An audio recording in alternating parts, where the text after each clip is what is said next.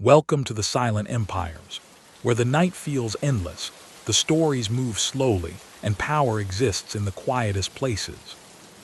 This channel isn't about chaos or noise. It's about atmosphere, shadows, and voices that carry you deeper into another world. No interruptions, no distractions, just uninterrupted storytelling for those who enjoy getting lost in the calm side of darkness. If this story stayed with you tonight, leave a like and become part of the silence. And in the comments, tell me, where are you listening from, and what time is it right now? Because every night, people from different cities, different countries, and different lives meet here together for the same story. In a quiet federal courtroom, far from the neon of New York and the humid streets of South Florida, a man in his late 50s leans toward a microphone. Thick glasses mask his eyes. A loose jacket hides the wires that, for months, had carried the voices of his former associates to FBI tape recorders. On paper, his name is simply Joseph Iannuzzi, but in the underworld he has been known for years as Joe Dogs, a cook, an errand man, an enforcer, a familiar face at backroom tables where debts and loyalties were summed up with the same cold precision. Now his voice, flat and almost conversational, is spelling out in clinical detail how those tables worked, how money moved, how fear was enforced, and how a network of men who insisted they were only businessmen kept an entire community under quiet intimidation. Outside, newspapers describe him as a mob insider turned informant.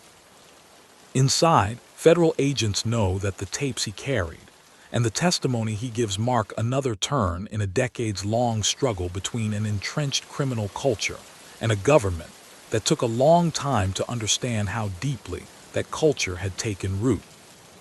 To understand how this man, a son of Italian immigrants, a boy shaped by Depression-era hardship and wartime anxiety, became both a participant in and a witness against one of America's most notorious crime families, we have to step back from the courtroom and return to the streets where his story began.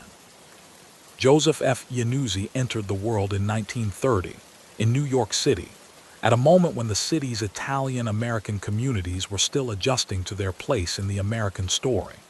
His parents, like millions of others in the late 19th and early 20th centuries, had crossed the Atlantic from southern Italy in search of stability, if not prosperity. They found a city that was bustling and brutal in equal measure.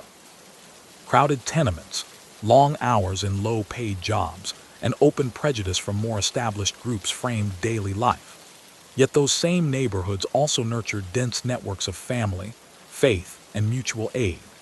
Children like Joseph grew up hearing two languages and navigating two sets of expectations: the old world insistence on family loyalty and the new world drive to make it in a country that, in many ways, still treated their families as outsiders. The year of his birth placed him at the tail end of Prohibition, when the illegal liquor trade had already helped transform scattered Italian-American street gangs into more structured criminal organizations. What would later be labeled the Gambino crime family was still in formation when Joseph was a child, but the pattern was already clear. The men who controlled certain corners and back rooms were not part of the formal power structure of the city, yet they enforced their own rules with an effectiveness that made police and politicians both wary and, at times, accommodating. A child growing up in that environment did not need to read newspapers to understand who was really respected or feared on the block. It was visible in the way people lowered their voices when certain men walked past, in the unspoken understanding that some disputes never reached an official courtroom. Public documentation of Joseph Iannuzzi's early years is limited, and much of what we know comes from his later accounts and from the broader historical record of Italian-American urban life. He grew up in an era when the Great Depression still cast a long shadow. For working-class families, every dollar mattered. Parents took whatever work they could find on loading docks, in small shops, in kitchens, and children were expected to contribute as soon as they were able. In many Italian households, The kitchen was the center of domestic life. Recipes and techniques were carried across generations and across oceans, stretching simple ingredients into large, filling meals, making sure nothing went to waste. In that world, the line between necessity and craft often blurred. Children learned early how to help stirring pots, carrying dishes, running errands, and those lessons stayed with them. For Joseph, that domestic education would later take on an unexpected importance, shaping one of the few skills he could carry from legitimate settings into the shadowy spaces of the underworld. The city he knew as a boy was also undergoing rapid change. The 1930s and early 1940s were years of both hardship and transformation. Public works projects altered the physical landscape. New bridges and parkways connected previously isolated neighborhoods. At the same time, the Second World War was drawing nearer, then erupting, and with it came a surge of patriotic messaging that often glossed over the reality of discrimination. Italian Americans were eventually recognized as dependable workers and soldiers, but suspicion lingered, particularly about Italian men who were seen as too close to old country networks. Young boys like Joseph were caught in the middle, encouraged to see themselves as fully American, yet constantly reminded, in subtle and overt ways, that they were still marked as different. Schools in immigrant districts reflected those contradictions. Class sizes were large, resources thin, and expectations low. Many boys did not finish high school. The streets, for all their dangers, offered a different kind of education and a faster sense of reward. Small errands for local businesses, part-time jobs in corner stores or restaurants, and for some, minor involvement in off-the-books activities became normal parts of adolescence. In neighborhoods where organized crime was present, kids learned to recognize the men who could arrange a job, fix a problem, or provide a loan when banks would not. Those favors were rarely free. They created obligations that could stretch years into the future. For Joseph, like many of his contemporaries, adolescence likely meant time divided between family expectations and street influences.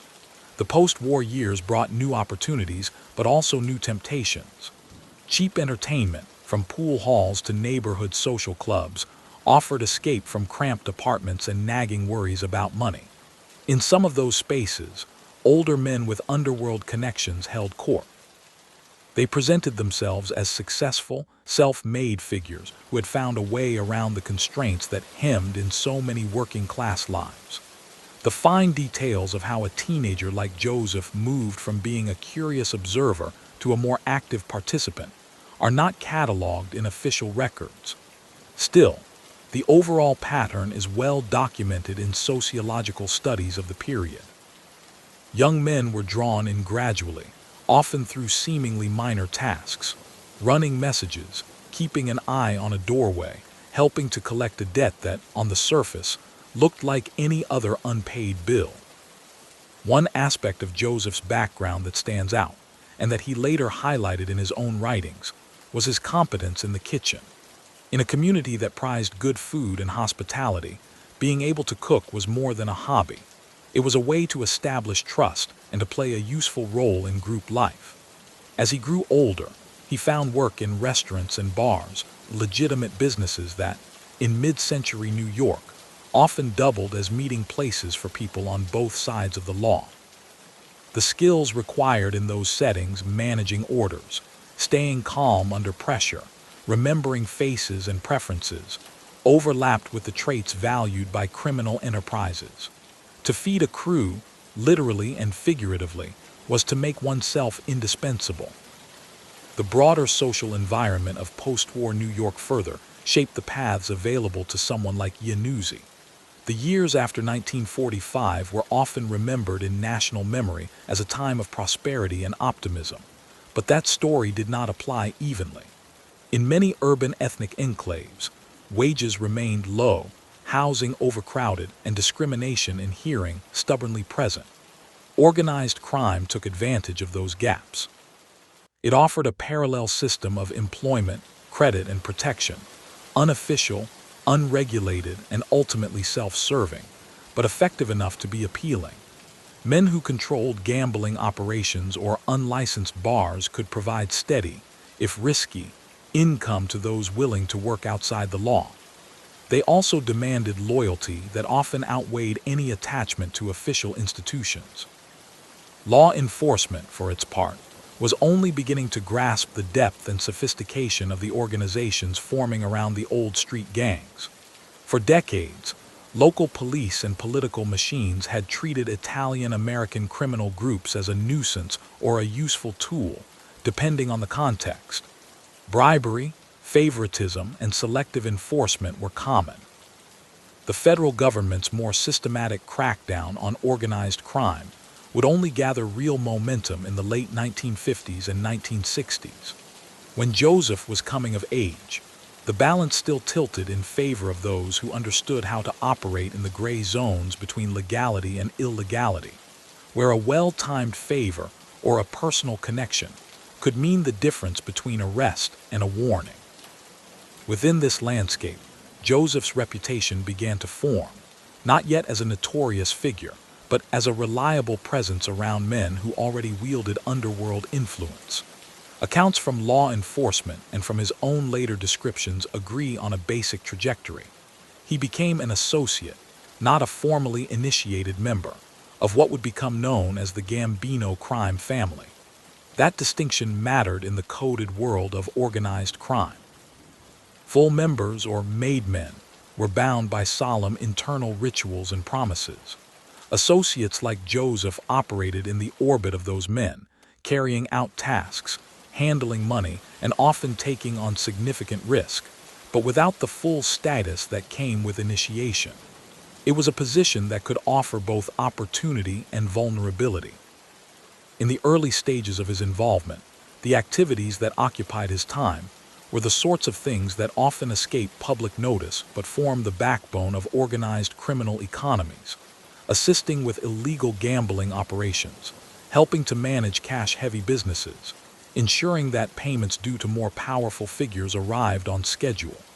These were not activities that made headlines. They did, however, tie him more tightly to a network of obligations. Each favor done, each problem quietly handled, increased the expectation that he would be available the next time, and the time after that. Over months and years, such patterns transformed informal connections into a web that was difficult to leave. Family expectations and loyalties complicated matters. In many immigrant households, notions of honor and obligation were central, and they could be interpreted in different ways. For some, honor meant keeping one's distance from lawbreakers. For others, it meant never turning one's back on neighbors or relatives, even if those relatives operated outside the law. Silence in the face of questions from authorities, the code later labeled omerta, was often justified in moral terms. One did not betray those who had helped one's family, regardless of what the police or the newspapers said about them. A young man like Joseph, moving more deeply into that world, would have seen cooperation with law enforcement not merely as dangerous but as shameful. That belief, instilled early, would make his later decision to inform all the more consequential in his own eyes, and in the eyes of those he once called friends. At the same time, the world beyond his neighborhood was changing. The post-war migration of many New Yorkers to other parts of the country, especially to Florida, opened new territories for both legitimate business and organized crime. Florida's booming tourism industry, its construction booms, and its expanding nightlife attracted capital from all directions. Northern crime families saw opportunity in the Sunshine State's growing cities and looser regulatory environment. Restaurants, bars, and clubs there needed workers who understood both hospitality and the quiet demands of organized crime. For a man like Joseph, with roots in New York's Italian-American milieu and experience in food service, Florida would in time become a new arena, but that was still to come. By the end of his youth, Joseph Iannuzzi had already been shaped by powerful forces. The economic insecurities of a depression shadowed childhood, the cultural tensions of being the child of immigrants in a country that alternately resented and relied on them, and the persistent presence of organized crime as both a threat and an apparent avenue of advancement. He had learned a trade in the kitchen and acquired a reputation for being able to move comfortably in the company of men whose names would later appear in indictments and newspaper investigations. The foundations of his later notoriety were in place, laid not by a single dramatic choice, but by a long series of smaller decisions, each one narrowing the distance between the world of ordinary work and the world of clandestine power. Those early decades did not yet make him a household name, even in law enforcement circles. But they created a man who understood, in intimate detail, how everyday business and organized crime could intertwine, how a restaurant could be both a place of family dinners and a site where illicit deals were arranged over plates of pasta. They also created a set of expectations about loyalty, discretion, and masculine success that would collide, years later, with the hard realities of legal prosecution and personal betrayal. When he finally took his seat in that federal courtroom, adjusting the microphone and speaking into the record, he carried with him not only the secrets of his adult life, but also the full weight of the world that had formed him, starting in the streets and kitchens of mid-century New York. As Joseph Iannuzzi moved from adolescence into adulthood, the world around him was still defined by scarcity and improvisation. The war years had ended, but prosperity was uneven.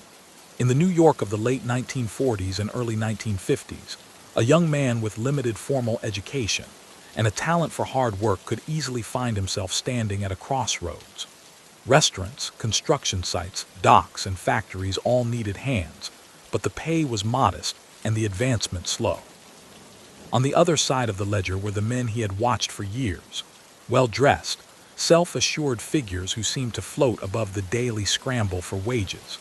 They appeared in the neighborhood when rent came due and someone needed a loan, or when a local business owner wanted a problem solved without involving the police.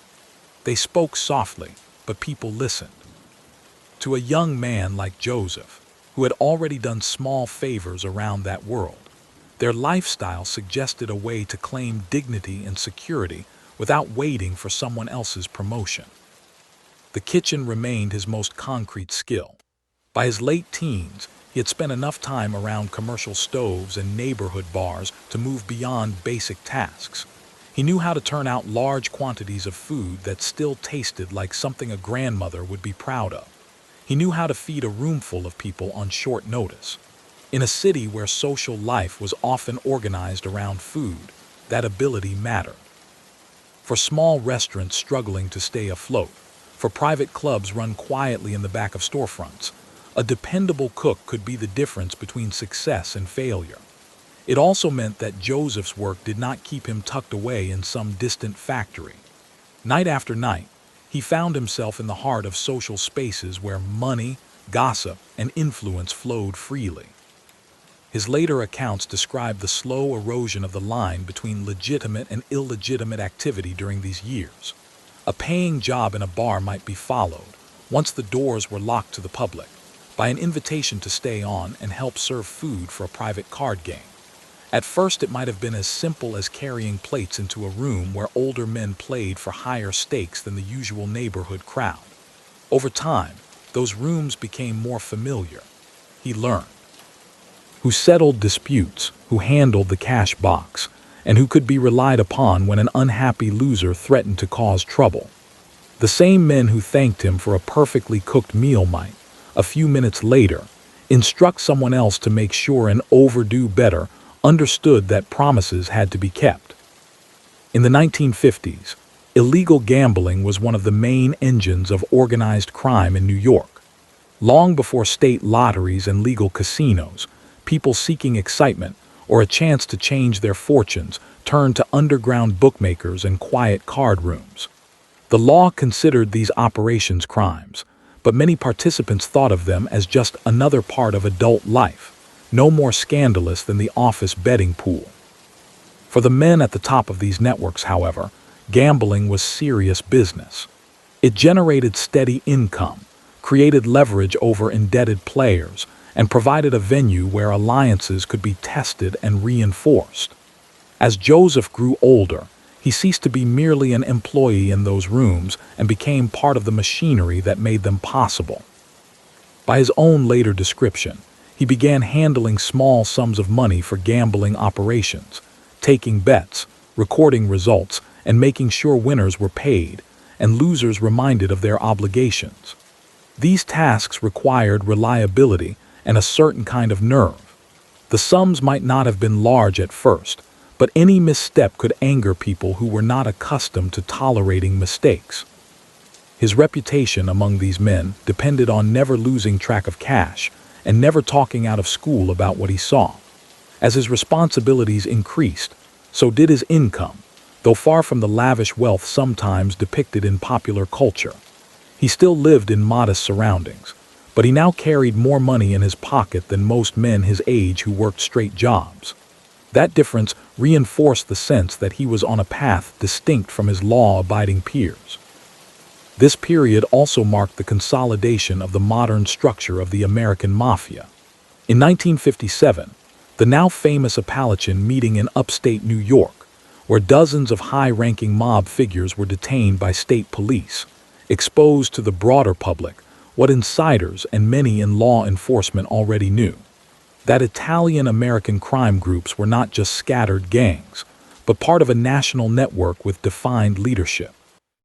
Around the same time, Carlo Gambino rose to the top of one of New York's most powerful families.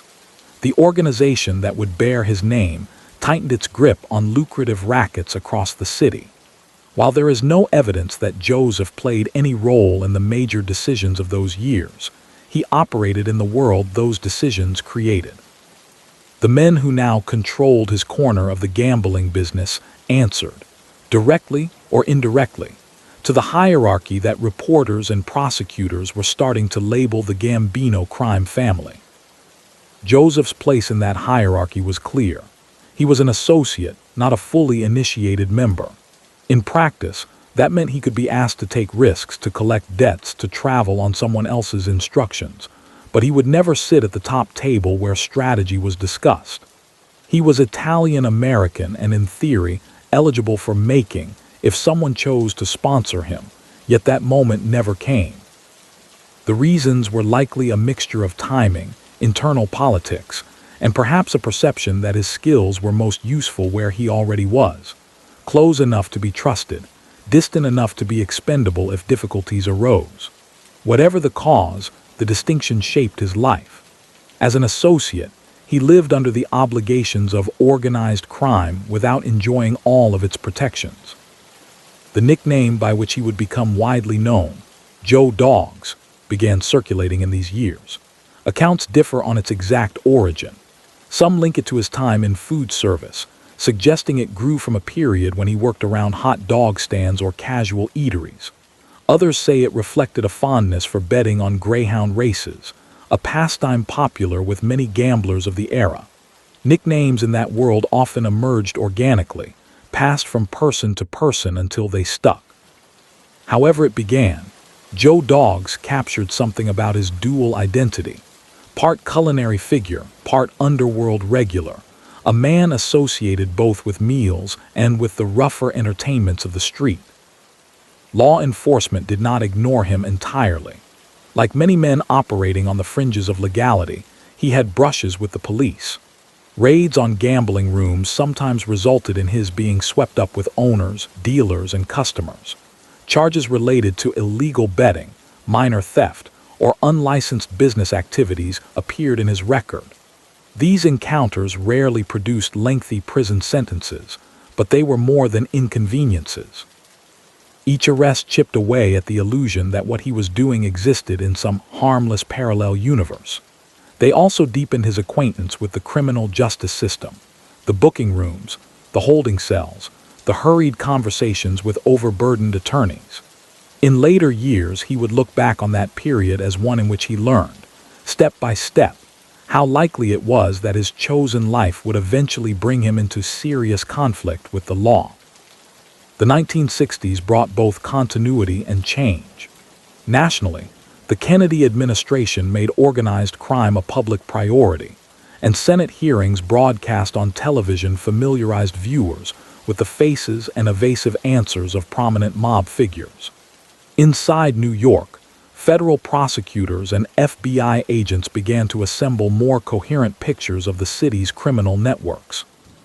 For men at Joseph's level, these shifts translated into periodic waves of pressure, increased surveillance, more aggressive investigations, and new forms of legal jeopardy. The passage of the Federal Racketeer Influenced and Corrupt Organizations Act, RICO, in 1970, gave prosecutors a powerful tool to target not just individual crimes, but the structures that linked them. On the street, however, much seemed the same. Gambling operations continued, though sometimes with more caution. Loan sharking remained a staple, money lent at high interest rates to individuals who, barred from mainstream credit, had nowhere else to turn. When people failed to pay, reminders ranged from persistent phone calls to threats delivered in person. Violence was not constant, but it was always implied. The same men who enjoyed Joseph's cooking at holiday gatherings could, when they felt it necessary, authorize force to secure their interests. For someone in his position, participating in this system meant reconciling a sense of everyday normalcy with an awareness that harm could be ordered and carried out. He later acknowledged the mental steps required to justify that participation, telling himself that borrowers knew what they were getting into, that gamblers chose their risks, that the real responsibility rested higher up the chain. Amid this, his culinary role expanded. Mob social clubs and favored restaurants in New York's boroughs often acted as informal headquarters. Celebrations of baptisms, weddings, and holidays blurred the line between family and business. Preparing the food for such events was a mark of trust. He was not merely feeding hungry men after a long day. He was helping sustain the rituals that bound them together. In his later cookbook and memoir, he described recipes associated with particular figures, plates that one capo favored or another would always request. Those anecdotes, stripped of their criminal context, might resemble any chef's recollections of demanding clients. Yet in this environment, to know a man's tastes was also to be privy to his moods, his habits, his vulnerabilities. The kitchen became a vantage point on the underworld, a place from which he could observe without always being observed. By the early 1970s, another shift was underway. Organized crime families in New York had long recognized Florida as fertile ground. The state's tourism industry, relaxed atmosphere, and rapidly expanding cities offered opportunities in both legitimate and illegitimate ventures. Gambling, nightclubs, construction, and labor unions all provided potential revenue streams. Retirees and vacationers brought money, and sometimes a willingness to spend it recklessly. Law enforcement in Florida was improving, but the concentration of resources and experience still lagged behind northeastern cities. For a family like the Gambinos, extending influence southward was both logical and profitable. It was in this context that Joseph's life took a decisive geographic turn. By his own later accounts, figures higher up the Gambino structure encouraged, and perhaps directed, him to relocate to South Florida, where trusted men were needed to help manage and expand operations. The move promised several advantages. For him personally, it was a chance at a fresh environment and a more central role. For his superiors, it meant placing a known quantity, someone who cooked well, handled money competently, and had shown loyalty, into a region where the family wanted reliable oversight. South Florida in the 1970s was a study in contrasts. On the surface, it was a place of beaches, new condominiums, and endless sunshine, a destination marketed to families and retirees. Beneath that image, however, it had developed a reputation as a hub for various illegal trades, smuggling, gambling, and financial schemes that took advantage of rapid growth and sometimes loose regulatory frameworks. Northern crime families did not control the territory outright. They had to coexist and sometimes compete with local figures, and with criminal organizations from other parts of the country and beyond. That reality demanded flexibility and initiative from anyone sent there to represent a major New York family. For Joseph, settling in Florida meant once again blending his dual identities. On one hand, he became involved in running or supplying restaurants and bars that catered to locals and tourists alike. These establishments provided a perfectly legal front for his public presence. He was, quite simply, the guy who could make a good plate of food and keep customers happy. On the other hand, some of those venues also served as meeting places and cover operations for underworld activities. Cash-heavy businesses offered opportunities to disguise the proceeds of gambling and loan sharking. Private rooms could be reserved for card games or quiet discussions about debts and territory. It was in Florida that his association with Tommy Agro solidified. Agro, a soldier and later a prominent figure within the Gambino family, had been sent south as one of the organization's key representatives. Charismatic, assertive, and reputedly quick-tempered, he exemplified the kind of mid-level leadership that translated the orders of faraway bosses into day-to-day directives. Joseph's skills made him a natural fit in Agro's orbit. He could oversee food operations, help organize social gatherings that doubled as informal business meetings, and manage aspects of the gambling and lending enterprises that supplemented the income of the restaurants. Within this framework, his responsibilities widened. He was no longer just an extra hand in a New York backroom. In South Florida, he became a point of contact for local associates and customers. People who owed money might find themselves dealing directly with him. Those seeking introduction or protection might be told to talk to Joe Dogs, who could then, if he deemed it appropriate, bring matters to Agro's attention. That position boosted his status, but also pulled him deeper into the mechanics of organized crime. Each decision he made, whether to grant someone more time to pay, how firmly to remind a delinquent borrower of the consequences of default, when to report a problem up the chain, was part of a system designed to ensure that the family's interests were safeguarded. The very success of this arrangement carried seeds of future conflict. Money moved through South Florida in increasingly large amounts, and with it came suspicion from law enforcement and, at times, from within the organization. Any discrepancy in the books, any rumor about someone skimming off the top, could become the basis for accusations. Informants had always been a fear in organized crime circles, but the expansion of federal tools like RICO and the growth of witness protection programs made the threat seem more urgent.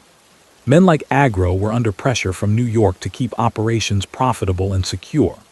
Men like Joseph, positioned below them but with access to cash and sensitive information, were under pressure from above to be beyond reproach, and when doubts arose, to prove it. By the close of the 1970s, Joseph had lived through several distinct phases of American organized crime. He had seen the old neighborhood patterns of his youth evolve into a more corporate style of illicit enterprise, one that crossed state lines and used restaurants, clubs, and construction sites as its infrastructure. He had weathered social changes and crackdowns, adapted to new landscapes, and carved out a role for himself that depended on both his ability to cook and his willingness to operate outside the law. To acquaintances in Florida who knew nothing of his background, he might have seemed like any other Italian-American restaurateur, a man with stories about New York and a talent for hearty meals. To those in the know, he was Joe Dogs, a reliable Gambino associate whose word carried weight. What none of them could yet see, perhaps including himself, was the extent to which this carefully constructed life would soon be tested. The combination of internal distrust, law enforcement scrutiny, and personal vulnerability that defined the South Florida operations was building toward a series of confrontations. In those confrontations, the lessons he had absorbed since childhood about loyalty, silence, and survival would collide with harsher realities than anything he had yet faced, forcing choices that would fundamentally alter both his own path and the fortunes of the men around him. As the 1970s gave way to the 1980s, South Florida's easy sunlight did little to soften the underlying tension of Joseph Iannuzzi's life. On the surface, he was busy in ways that seemed almost mundane, overseeing kitchens, checking deliveries, making sure the staff showed up on time, and keeping the doors of various restaurants and bars open to a steady flow of locals, tourists, and snowbirds. Regulars knew him as the man who could turn out a rich plate of pasta or a tray of seafood that tasted like it came straight from a New York neighborhood. But behind those dining rooms and bar counters, another set of books was kept, another rhythm followed. In that second world, timers were set not for roasting meat but for paying debts, and missed deadlines could trigger consequences far more serious than a disappointed customer. Under the direction of Thomas "Tommy" Agro, the Gambino family's South Florida activities had settled into a pattern that reflected both the traditions of New York organized crime and the particular opportunities of the region. Illegal gambling remained a core revenue source. Football bets, basketball pools, horse racing wagers, and card games that ran late into the night in back rooms and private homes. Loan sharking, extending high-interest loans to those shut out of conventional credit, continued as well. Some borrowers were small business owners facing temporary cash crunches. Others were gamblers chasing losses or people dealing with personal financial trouble. In every case, the terms were clear enough. Money would be provided quickly, with few questions asked, but repayment was expected according to a strict schedule, and interest would accumulate at rates that made delay costly. Joseph's role in this apparatus grew more intensive. He was no longer only the man behind the stove. He handled money for Agro's operations, recorded bets, maintained lists of who owed what, and acted as a go-between when customers or associates needed to speak to higher-ranking figures. His familiarity with the restaurant trade made him useful in another way. Food businesses, with their constant flow of cash, offered convenient places to mingle legitimate income with money derived from gambling and loans. When a restaurant did well, it could be genuinely profitable.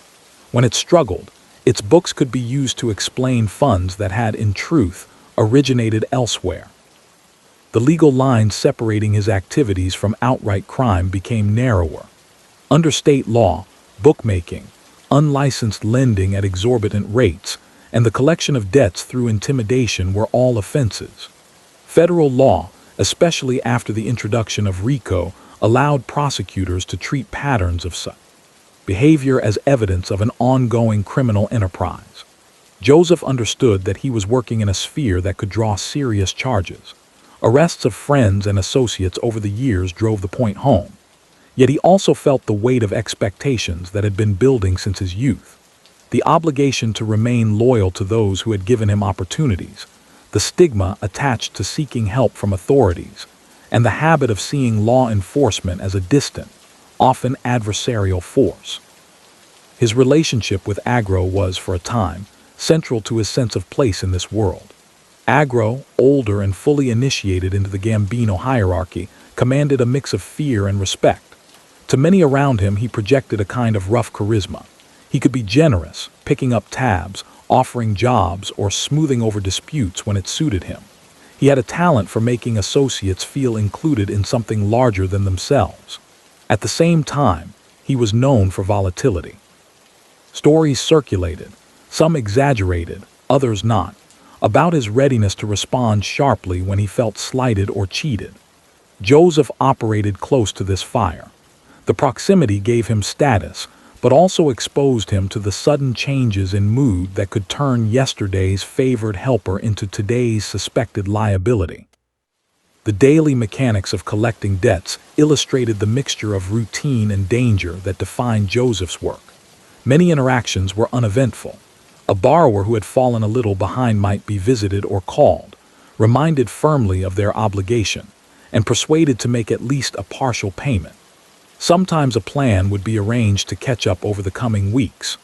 Only when someone repeatedly failed to pay or appeared to be avoiding contact did the tone harden. Then Joseph might be sent in person, under instructions to make sure the seriousness of the situation was understood. Violence was not the first resort, in part because it attracted unwanted attention from police, but its possibility hovered in the background. The implied message, that the organization would not simply walk away from the money it was owed, gave Joseph's presence a weight that extended beyond his physical size. Law enforcement in South Florida was, by this time, paying closer attention to the activities of transplanted northern organized crime figures.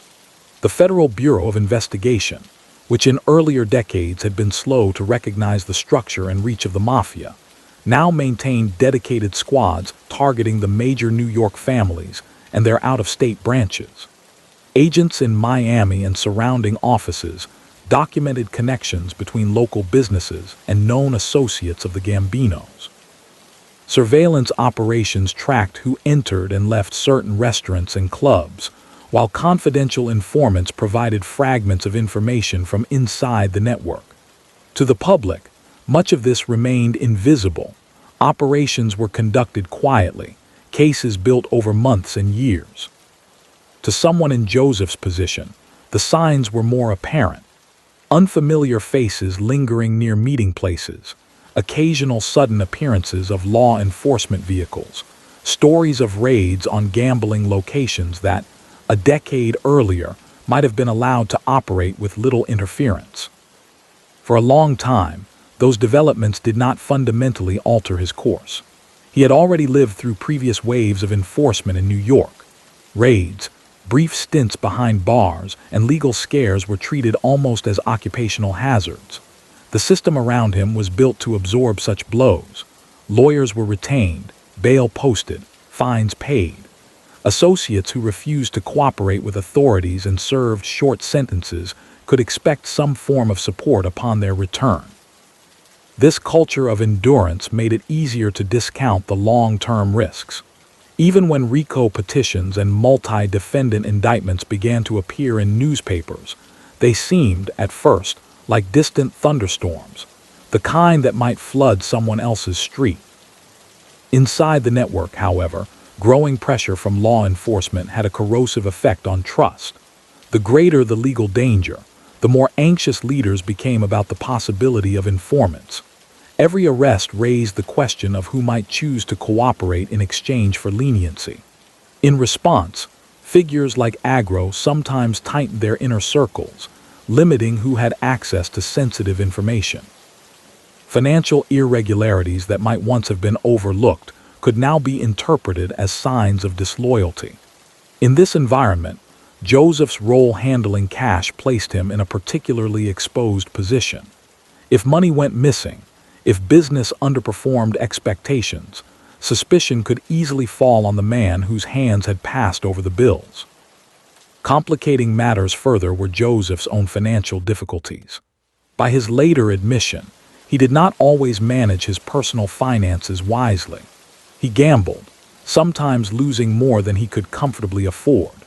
He also sought to invest in legitimate ventures, including food-related businesses that he hoped would provide a more stable income and perhaps a path away from the precarious world of under-the-table operations. For capital, he turned, as many in his circle did, to the very network that had employed him. Loans were extended, but these were not friendly, interest-free arrangements.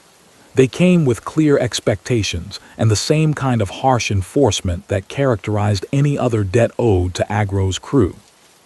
When some of those ventures failed to generate the expected returns, repayments fell behind. To Agro, struggling to keep multiple enterprises profitable and under pressure from his own superiors in New York, Joseph's difficulties could look less like misfortune and more like negligence, or worse, betrayal. In underworld culture, the line between an associate who simply made bad decisions and one who deliberately held back money for himself was slim. However sympathetic a boss might feel on a personal level, he also had to consider the example set for others. If one man appeared to be getting away with missed payments, others might follow. The tension between the two men deepened in the early 1980s. Accounts from that period, drawn from court documents and Joseph's later testimonies, describe a series of confrontations over money. Agro demanded repayment of loans and a full accounting of funds that had passed through Joseph's hands. Joseph, for his part, insisted that he had not stolen, that business setbacks and personal misjudgments had created a hole he was struggling to fill. The more he tried to catch up, the more impossible the numbers seemed. Interest continued to accumulate. Each meeting about the subject ended with harsher words and less patience. At the same time, law enforcement attention focused more directly on Agro's Florida operation. FBI agents had, by then, identified Joseph as a man close to Agro and an active participant in suspected criminal activities. They approached him more than once, seeking information. In keeping with the codes he had absorbed since youth, he rebuffed them. Talking to the FBI about internal matters was, in his world, unthinkable. Doing so would not only end his own career in the underworld, it would also place him and anyone associated with him in serious danger. Even if he resented the pressure Agro was applying over the loans, Joseph remained, at that stage, bound by the unwritten rules of loyalty and silence. The breaking point came in 1981, in an episode that would later be dissected in courtrooms and described in more measured form in his memoirs. By that summer, Agro's frustration and suspicion had reached a peak. He was convinced, rightly or wrongly, that Joseph had not been honest about the money owed and might even be considering cooperation with law enforcement. Whether any concrete evidence supported that fear is unclear, but in the logic of the underworld, even the possibility of betrayal can be enough to justify drastic action. Conversations between the two men grew heated.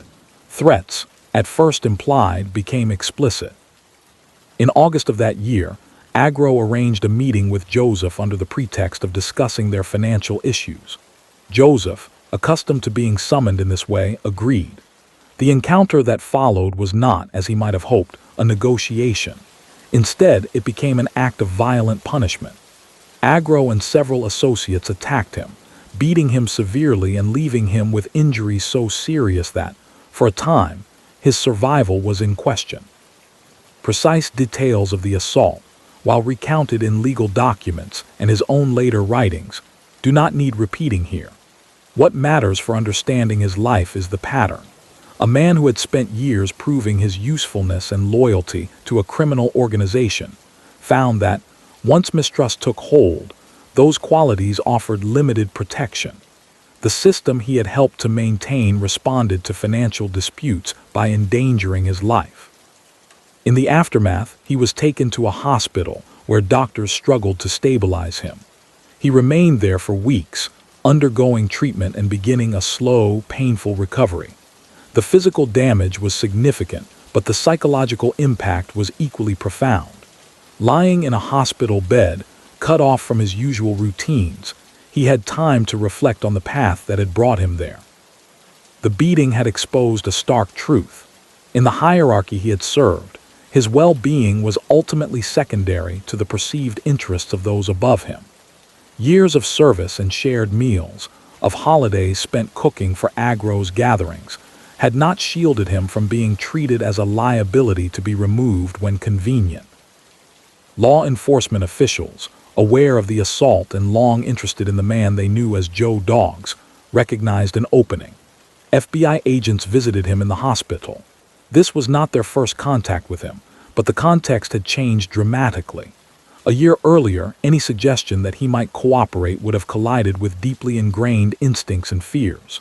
Now, the calculation was different. The people he had refused to betray had, in his view, turned on him without hesitation.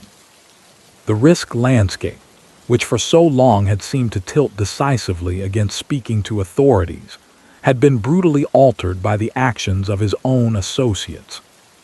The conversations that followed were cautious. Agents laid out, in general terms, the kind of assistance he could provide and the kind of protection the government could, in return, offer. They emphasized the legal jeopardy he already faced because of his own activities, separate from the assault, and the likelihood that prosecutors would, with or without his help, continued to build cases against Agro and his circle. For perhaps the first time, he listened without reflexively dismissing their words. He weighed, against decades of loyalty, the reality that silence had nearly cost him his life, and might still do so if he returned, unprotected, to the world that had ordered his beating. It was in this fragile, uncertain period, caught between the damaged loyalties of his underworld past and the unfamiliar prospect of working with the government, that Joseph began to consider a course of action that would have been unthinkable to his younger self. The decision he would make in the wake of that hospital stay would not only redefine his own future, it would also help reshape the balance of power between federal authorities and one of the most entrenched criminal organizations in America. The decision did not come in a single dramatic moment. It took shape over a series of conversations, quiet nights, and small realizations as Joseph lay in the hospital, recovering from injuries that might easily have ended his life. The FBI agents who visited him were careful not to press too hard at first. They knew his background, knew how deeply the prohibition against cooperating ran in the culture he came from. Instead of demanding instant commitments, they explained, piece by piece, what cooperation would entail and what the government could offer in return. Medical protection while he healed, the possibility of reduced charges for his own crimes, and eventually, a chance at a new identity under federal protection if he chose to testify. For the first time, those offers had emotional weight. The men he had served for years were no longer an abstract family, whose honor he had to defend. They were the people who had arranged for him to be nearly killed over a dispute about money. He wrestled with competing narratives in his mind. One was the story he had believed since youth, that loyalty to the men around him, however flawed they might be, was a higher value than anything the government could promise. The other was unavoidable, that those same men, when confronted with stress and suspicion, had treated him as a disposable asset. In that light, the code of silence began to look less like a noble principle and more like a tool that protected those at the top while exposing those beneath them to all the risk. Agents and prosecutors were frank about the stakes. They did not present him as a blameless victim. He had participated in illegal gambling, loan sharking, and the enforcement of debts. If he chose not to cooperate, he could expect to face significant charges of his own once he was well enough to leave the hospital. Federal statutes gave prosecutors wide latitude. They could connect him to a pattern of criminal activity stretching back years. Cooperation would not erase that history, but it could influence how the government responded to it. More importantly, from the investigator's perspective, he was uniquely positioned to shed light on the workings of an active Gambino crew in South Florida, including the man they had been tracking for years, Thomas "Tommy" Agro. Joseph asked questions of his own. What would happen if Agro discovered his cooperation? Could the government truly protect him against retaliation from a criminal organization with national reach? How would his life look if he agreed to testify? Where would he live? How would he make a living? What name would he use?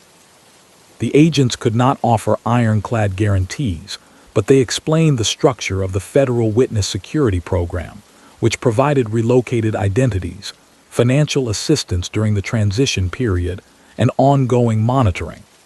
Hundreds of witnesses, they told him, had already passed through the program, many of them former associates of powerful crime figures. It was not an easy life, but it was a life. In the end, survival and a sense of betrayal tipped the scale. The image of Agro ordering his beating, compounded by memories of smaller slights and the constant fear that any misstep could invite another attack, eroded the moral advantage that the Underworld code had once held in his mind. He began to articulate, first to himself and then to the agents, a different argument, that by cooperating he was not betraying some timeless honor, but responding to the reality that those he had served had already betrayed him. In that reasoning he found, if not comfort, then at least a framework that allowed him to move forward. His formal decision to cooperate came while he was still under medical care. He agreed to become a confidential informant for the FBI, to provide detailed information on his own activities and those of Agro's crew, and crucially, to wear a recording device during meetings once he was discharged. The process began with extensive debriefings. Over hours and days, agents and prosecutors sat with him, often in hospital rooms cleared of other visitors, as he reconstructed the history of his involvement with the Gambino family. They asked for dates, names, places, amounts of money, patterns of behavior. Some of this they already knew from other sources. Much of it they were hearing for the first time. These sessions served multiple purposes. They helped investigators map the structure of the Florida operation, who reported to whom, which businesses were used as fronts, which local figures served as go-betweens with New York. They also allowed the government to test Joseph's reliability. Information he provided could be cross-checked against existing files, surveillance records, and the statements of other informants. Any significant discrepancies would raise red flags about his credibility. He understood that his word alone would not be enough to bring down men like Agro. Prosecutors needed evidence that could stand up in court, even if a jury viewed his testimony with skepticism, because of his criminal past. The most powerful form of such evidence in that era was the recorded word. Advances in audio technology had produced compact microphones and transmitters that could be hidden in clothing or on the body. The FBI had already used such devices in other organized crime.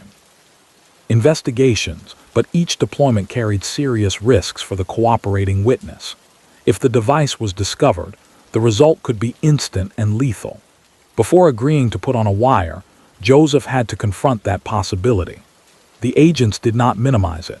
They walked him through the mechanics of the equipment, the procedures for checking in before and after meetings, and the emergency signals he could use if he felt he was in immediate danger while under surveillance. Even with those safeguards, the essential reality remained. He would be stepping back into the circle of men who had tried to kill him, pretending to have forgiven the attack, while secretly documenting their crimes. After his discharge from the hospital, his return to the world he had left was carefully staged. The cover story, which circulated among Agro's associates, was that he had recovered and wanted to set things right, to prove his loyalty and repay the money he owed. In underworld culture, such comebacks were not unheard of. A man who had been disciplined, even harshly, might be allowed back into the fold if he convinced his superiors that he accepted their authority and remained useful. For Agro, facing his own set of pressures from New York and law enforcement, the idea of having Joseph back as a functioning earner, rather than a problem, had a certain pragmatic appeal. The first time Joseph met with Agro while wearing a wire, the tension was intense. Under his shirt, agents had secured a small microphone and transmitter connected to a recording device in a nearby car. The equipment had been tested repeatedly in the safe confines of an FBI office. Technicians had explained how to avoid rustling noises, how to sit and move in ways that would keep the microphone pointed toward the people speaking. But none of that rehearsal could fully prepare him for the psychological strain of actually walking into a meeting knowing that every word might later be played back in a courtroom. He had to manage multiple roles at once. Outwardly, he was the contrite associate seeking to rebuild trust. Inwardly, he was the observer, listening not only for what was said but for how it might sound to a future jury. Admissions of illegal activity, threats against debtors, references to higher-ups. Alongside those roles ran a third, the anxious survivor, hyper-alert to any sign that someone might suspect him. A casual pat on the shoulder, an unexpected request to remove his jacket, even a joking comment about wires, could send a spike of fear through him. He learned to control his reactions, to breathe steadily, to steer conversations without appearing to do so. Over the months that followed, he wore recording devices dozens of times. The meetings took place in familiar locations: restaurants, bars, parking lots, occasional private homes. Some sessions were uneventful, filled with small talk about sports, weather, and family matters, punctuated by brief mentions of business.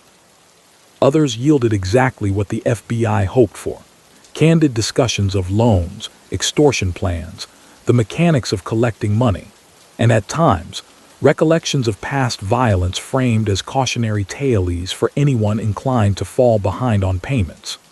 Because he had known these men for years, they spoke around him with a level of comfort that would have been unlikely if an outsider had been present.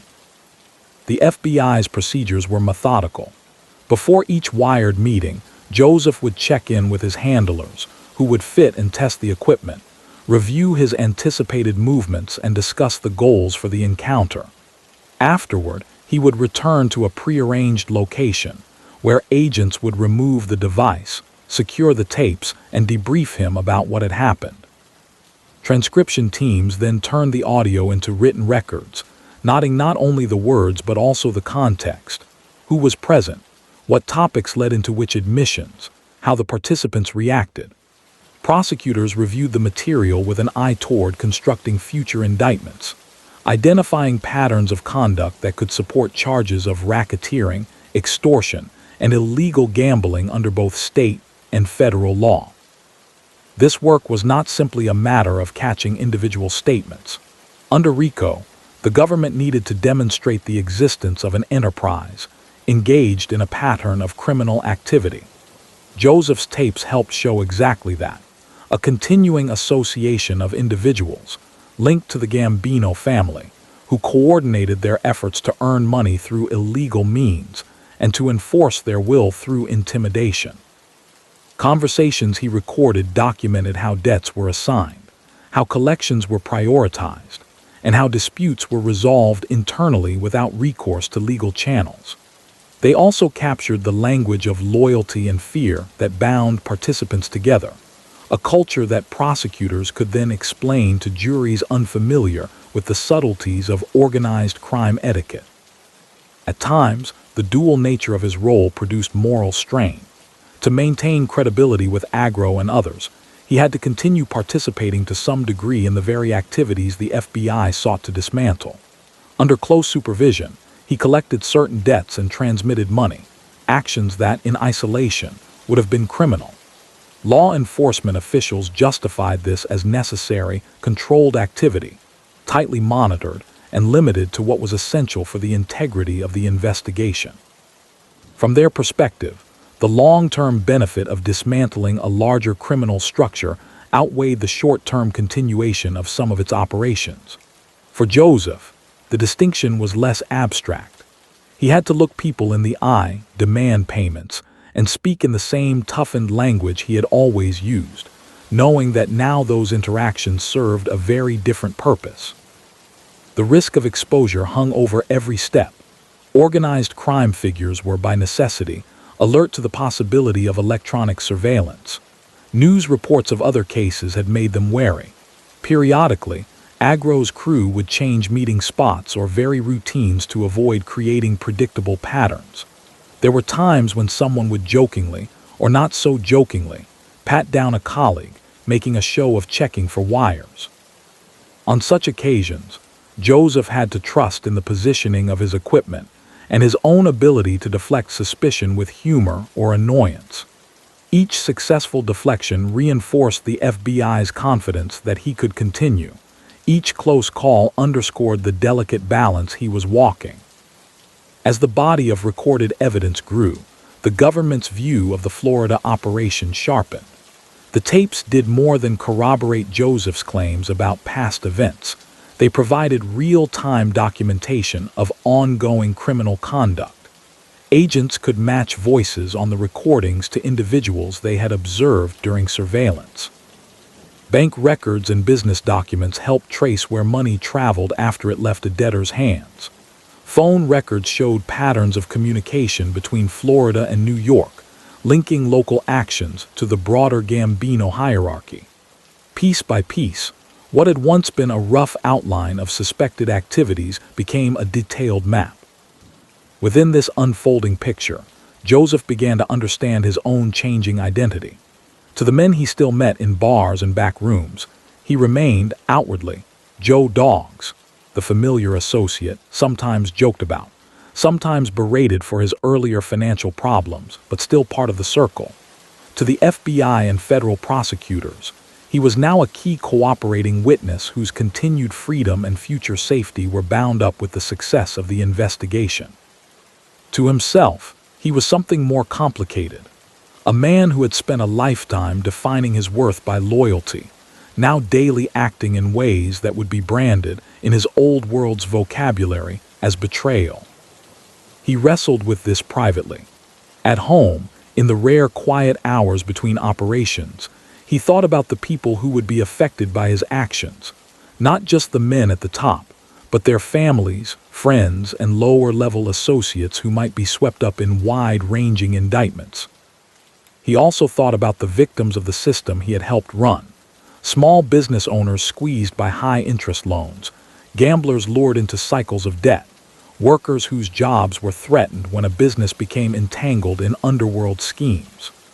Balancing those considerations, he returned, again and again, to the beating that had nearly killed him, and to the clear message it conveyed about where he stood in the organization's hierarchy.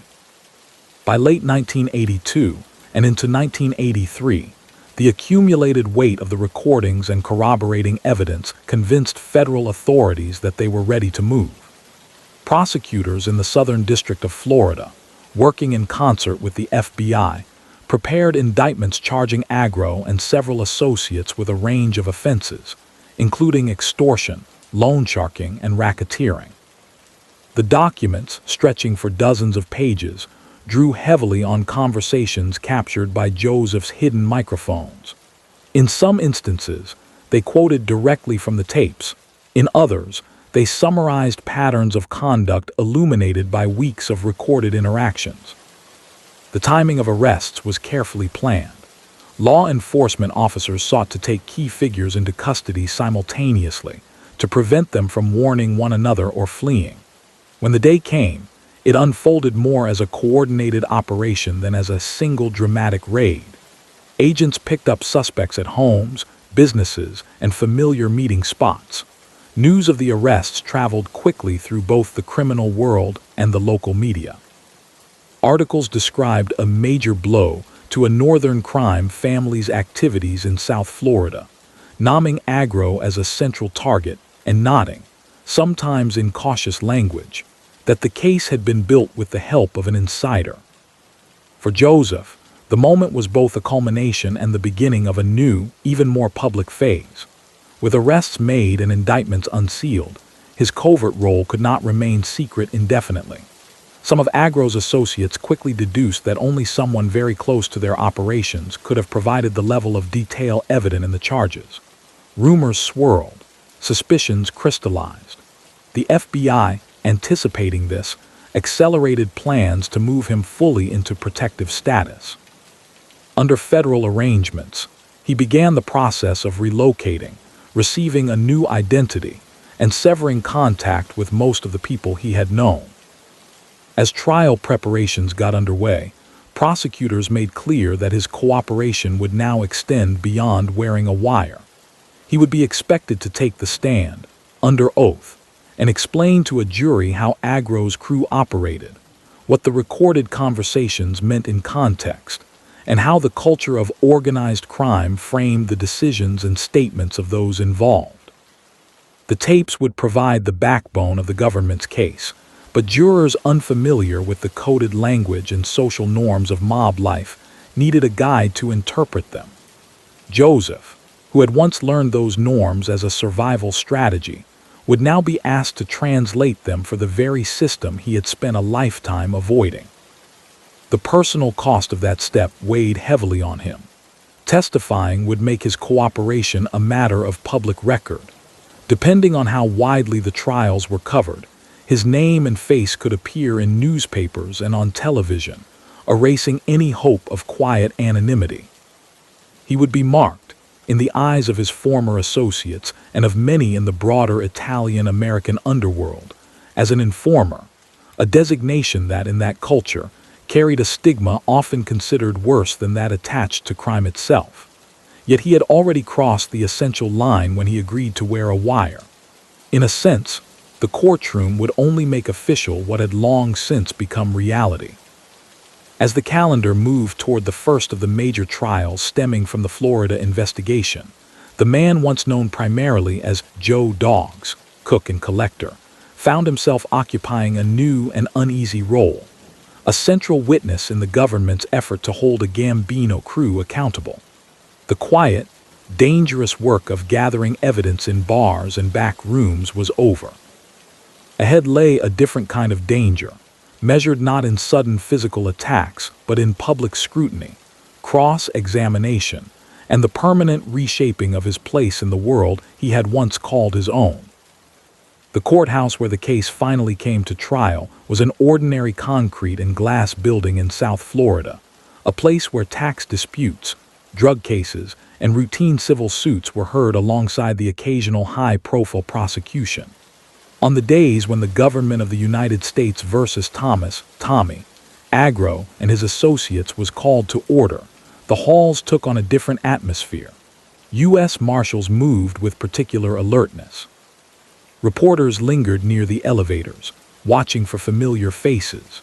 Jurors filed past men in suits carrying thick case files, aware that this was not a typical matter of a stolen car or a single bar-room fight, but part of a wider effort to confront organized crime beyond its traditional northern strongholds. For Joseph Iannuzzi, now officially in the government's witness protection system, but brought back under guard for the proceedings, each trip to the courthouse underscored how completely his life had changed. In the past, he might have stood outside such a building waiting for word on a friend's sentencing or checking in with a lawyer about his own minor case. Now he arrived in the back of a government vehicle, escorted by deputies who checked side entrances and stairwells before allowing him to move.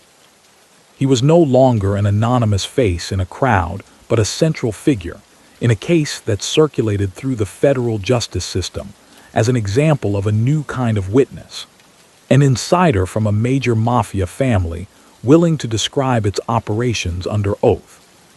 The indictment that brought Agro and others to trial drew heavily on the material that had been collected through Joseph's cooperation.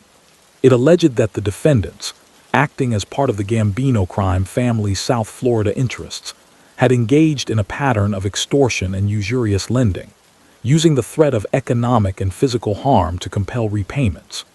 Illegal gambling, it argued, was not a harmless sideline, but a structured business designed to generate debts that could then be exploited. The document did not use the casual language of the street. It spoke instead of extortionate credit transactions and racketeering activity, terms that carried precise legal weight under federal statutes. Pre-trial motions set the tone for the defense strategy. Lawyers for Agro and his co-defendants attacked the foundation of the government's case on several fronts. They questioned the legality of the recordings, arguing that Joseph's consent to wear a wire had been obtained under duress, or that the surveillance exceeded the scope of proper authorization. They sought to exclude certain tapes as prejudicial or irrelevant. Above all, they signaled their intention to portray Joseph himself as untrustworthy, a criminal seeking to save his own skin by saying whatever prosecutors wanted to hear. To this end, they requested access to his full cooperation agreements and prior statements, hoping to find inconsistencies that could be used to undermine his credibility in front of the jury. The judge, navigating between these competing claims, allowed most of the recordings to be admitted, ruling that the government had obtained the necessary judicial approval and that Joseph had voluntarily agreed to the undercover work. He also made clear that the jury would be instructed to evaluate the testimony of a cooperating witness with particular care, understanding both his insider knowledge and his personal incentives. With those decisions, the basic shape of the trial was set. The prosecution would lean heavily on Joseph's tapes and explanations. The defense would try to convince 12 citizens that nothing said on scratchy recordings, and nothing claimed by a man with a criminal past, could justify convicting their clients. Jury selection reflected the case's complexity. Prospective jurors were asked not only the usual questions about prior convictions and scheduling, but also about their familiarity with organized crime through news, films, or personal experience. Attorneys probed for bias in both directions. Some feared that the mystique of the mafia would lead jurors to assume guilt before hearing evidence. Others worried that popular narratives of glamorous gangsters might incline people to see the defendants as colorful anti-heroes rather than as participants in harmful enterprises. Eventually, 12 were sworn in, instructed to set aside any preconceptions and to focus on what would be. Presented in the courtroom. The early days of testimony were dominated by law enforcement witnesses. FBI agents explained how the investigation had begun, how surveillance had been conducted, and how they had come to approach Joseph for cooperation after the 1981 assault. They described, in careful, non-dramatic terms, the technical side of wiring a witness, obtaining court orders, installing and testing equipment, documenting chain of custody for tapes. Other witnesses, bank employees, small business owners, and, in some instances, individuals who had borrowed from Agro's operation, spoke about loans taken, interest charged, and what happened when payments fell behind. Some admitted their own involvement in illegal gambling, a necessary complication that the prosecution treated matter-of-factly. When the moment came for Joseph to take the stand, the courtroom filled with a quiet tension. He entered under the watch of U.S. Marshals, dressed not in the style of a neighborhood tough or a restaurateur, but in the plain suit of a man trying to blend into a system that still felt foreign. After being sworn in, he began by stating his name and, at the prosecutor's request, briefly outlining his background, his work in food service, his years as an associate of the Gambino family, and his relationship with Thomas Agro in South Florida. Nothing in that opening exchange was new to the attorneys present, but it allowed the jury to put a human face to the name that had appeared so often on the tapes they had already begun to hear. Over the days that followed, the prosecution led him through a detailed account of his experiences. They asked him to identify voices on specific recordings. "Whose voice is that?" He would answer, "That's Tommy," or name another associate. They asked what certain expressions meant when, on tape, a man spoke about straightening something out with a gambler or taking a ride with a debtor. He translated these phrases from the guarded idiom of the street into plain English, explaining that they referred to pressuring someone to pay, visiting them to remind them of their obligations, and in some contexts, implying the possibility of serious retaliation if cooperation was not forthcoming. Central to his testimony was his description of how loans were made and collected. He described instances in which a borrower, behind on a high-interest debt, would be instructed to meet with him or Agro at a restaurant. The conversation might begin with pleasantries, but would quickly turn to the matter at hand. How much was owed? How much could be paid immediately? And what would happen if no money was forthcoming? Joseph's words, under questioning, emphasized that the threat did not always need to be explicit. In a culture where the reputation of the Gambino family was well known, and where stories of previous punishments circulated freely, the simple fact of being summoned and reminded of one's obligation carried an implicit understanding of what non-payment could bring. The prosecutor guided him carefully, aware that any hint of exaggeration or self-justification could undermine his usefulness as a witness. They addressed his own crimes directly. He acknowledged that he had taken illegal bets, delivered threatening messages, and benefited financially from unlawful activities. He did not attempt to present himself as a reluctant participant forced into crime against his will. Instead, in line with the government's strategy, he portrayed his past actions as part of a calculated lifestyle choice, one he now regretted but could not deny. That frankness, prosecutors hoped, would make it harder for the defense to paint him as someone inventing stories to obtain leniency. When the cross-examination began, the tone in the room shifted. Defense attorneys, Some of them seasoned litigators who had spent careers challenging government witnesses, approached the lectern with thick binders of documents. Prior statements Joseph had made to agents, summaries of his criminal record, transcripts from his grand jury appearances. Their goal was not only to poke holes in specific parts of his story, but to persuade the jury that nothing he said could be relied upon, because he was a man with, in their framing, a proven history of deceit. They began by reciting, count by count, the record of his own arrests and admitted crimes, asking whether he had engaged in each listed activity. He answered, as he had under direct examination, that he had, on various occasions, broken the law in precisely the ways outlined. The lawyers then shifted to his cooperation agreement, reading aloud clauses that detailed the government's promise to consider his assistance in deciding what charges to bring or what sentences to recommend. They pressed the implication that his testimony was transactional, bought and paid for with the promise of protection and reduced punishment. Under this pressure, he maintained that his motive was more than self-interest.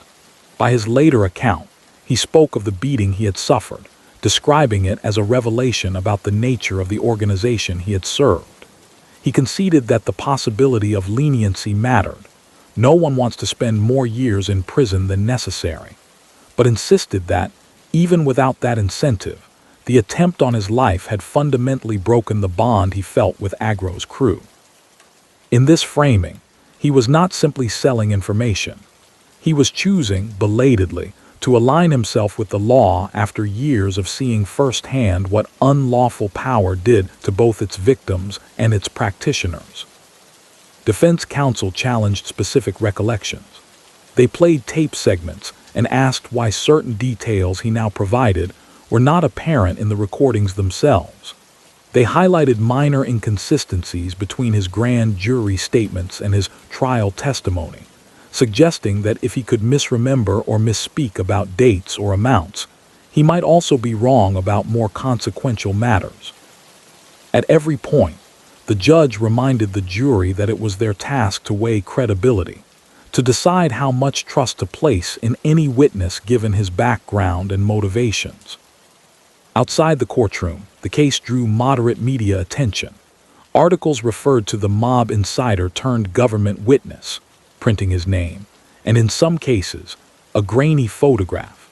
Local coverage emphasized the presence of a New York crime family in South Florida. National stories placed the trial within a broader narrative of federal efforts against organized crime that had gained momentum in the 1970s and 1980s. Commentators noted that while insiders had testified against mob figures before, Joseph's role, wearing a wire over an extended period, generating dozens of recordings, and then narrating them in court, represented a more systematic use of such cooperation than had been common in earlier decades. Inside, the trial proceeded through weeks of testimony, legal argument, and the meticulous playing of tape after tape. Jurors listened to conversations about interest payments, sports betting, and the logistics of collecting from reluctant debtors. They heard Agro and others discuss how to respond when someone delayed, weighing the pros and cons of patience versus a show of force.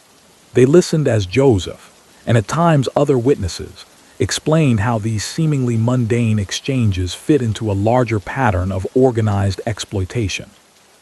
Eventually, after closing arguments in which the prosecution urged the jury to see the defendants as part of a coordinated criminal enterprise, and the defense warned against believing a man they painted as a self-serving liar, the case went to deliberation. For Joseph, waiting under guard in a secure location, the hours stretched. The outcome would not only determine the immediate fate of Agro and his co-defendants, it would also send a message to other potential cooperators and to the crime families whose business practices were under federal scrutiny. A verdict that rejected his account could be read, in the Underworld, as confirmation that insiders could not effectively help the government. A verdict that accepted it would demonstrate the opposite. When the jury returned, the courtroom again filled with quiet tension. The foreperson stood and, at the judge's request, read the verdicts count by count. On key charges of extortionate credit and related racketeering offenses, the jury found several defendants, including Agro, guilty. There may have been acquittals or hung counts on some lesser allegations, as is often the case in complex trials, but the central message was clear. The panel had accepted the government's framing that this was not a series of isolated disputes over unpaid debts, but the work of an organized crew enforcing illegal financial arrangements through intimidation. Sentencing followed, with the judge weighing statutory guidelines, the severity of the conduct, and the need for deterrence. Agro received a substantial prison term. Other defendants faced years of incarceration as well. In imposing those sentences, the court underscored the seriousness with which it viewed organized extortion and the harm inflicted on individuals and businesses pulled into that web. The judge also noted, according to contemporary reports, that the case illustrated both the reach of northern crime families into new territories and the government's determination to respond with sustained, evidence-based prosecutions. For Joseph, the verdicts brought a complicated sense of resolution. On one level, they confirmed that his dangerous months of wearing a wire and his hours on the stand had not been in vain. The tapes had been persuasive. His explanations had been deemed credible enough to support conviction. On another level, the outcome fixed his status in the eyes of his former world.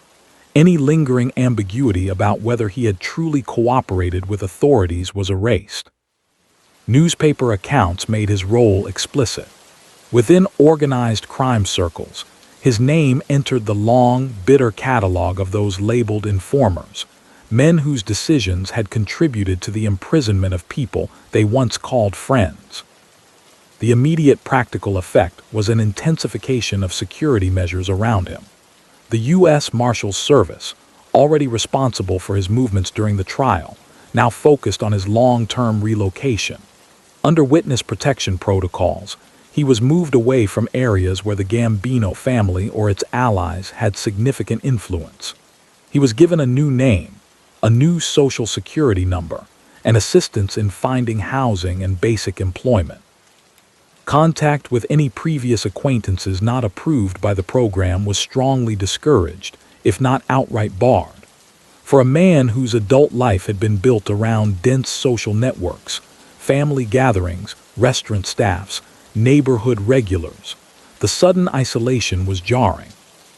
At the same time, his role as a witness did not end with the first trial.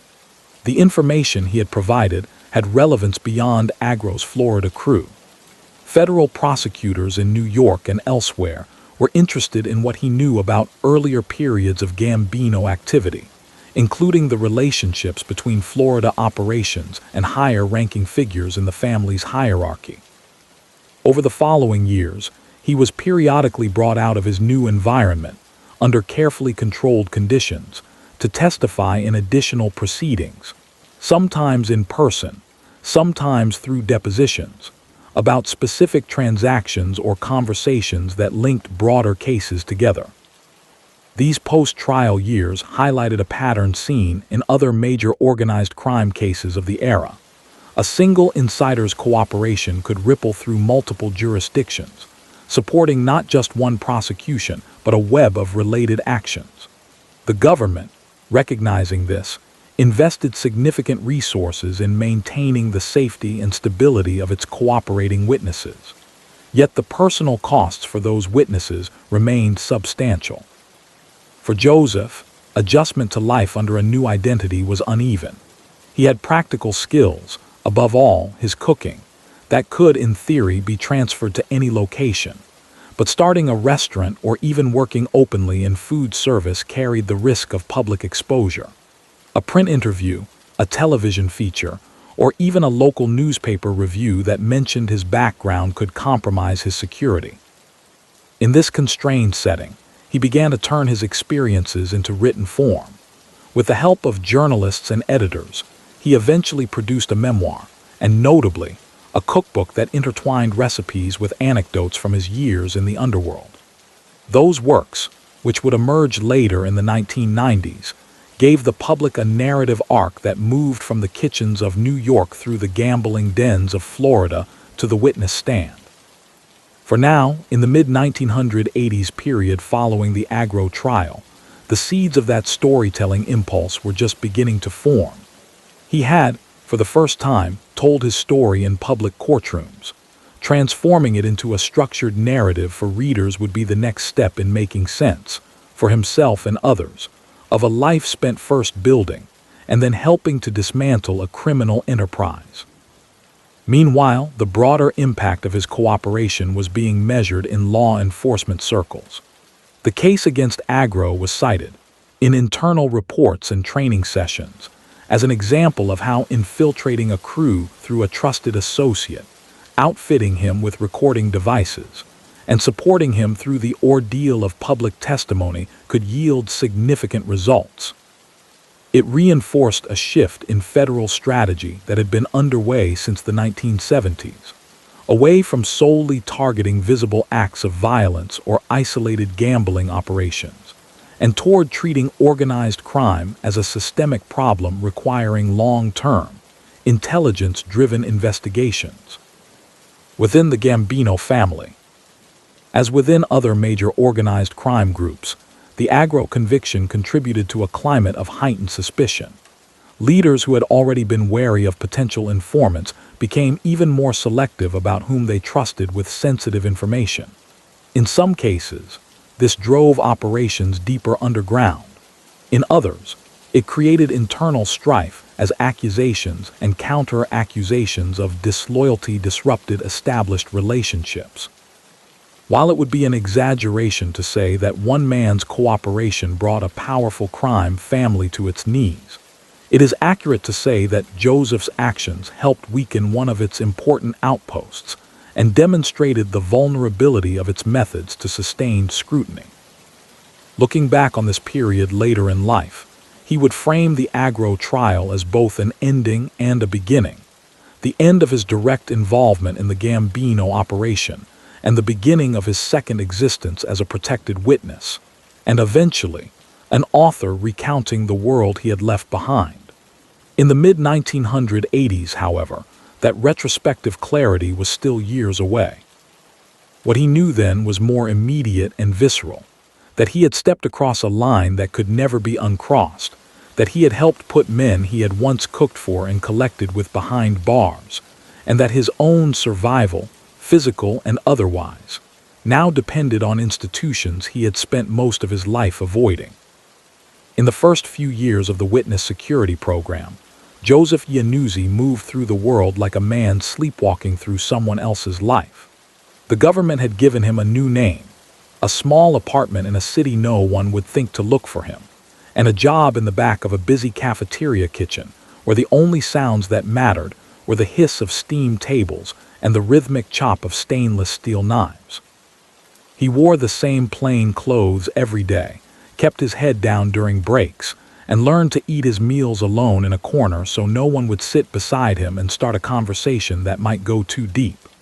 On the surface, it was a simple routine: show up, work, go home, repeat. But beneath that surface, the old instincts never really switched off.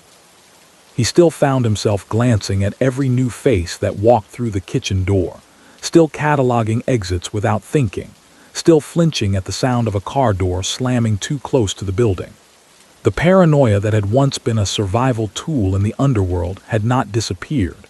It had just changed shape.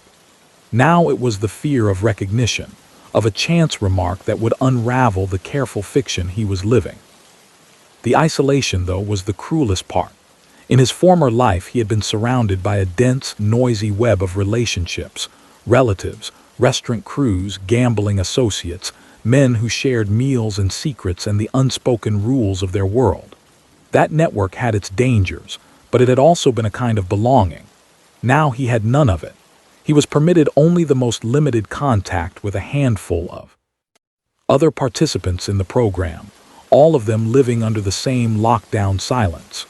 He could not call his parents, could not write freely to the few cousins who might still remember him, could not explain to the old neighborhood why he had vanished. The letters he was allowed to send home were read, edited, stripped of any detail that could hint at his location. By the time the program allowed him the smallest sliver of communication, his parents had passed away without ever knowing whether he was alive or dead. That absence settled in his chest like a weight he carried everywhere. He tried, haltingly, to build some version of a normal life. He joined a local gym, showed up for work on time, took shifts that left him too tired to dwell on things. Once in a while he signed up for a community softball league or attended a church service where no one asked too many questions. But every attempt at connection felt artificial. He could not share his real history, could not laugh about the old days or confess the mistakes that had brought him here. Small talk was a performance. Deeper trust was a risk he could not take.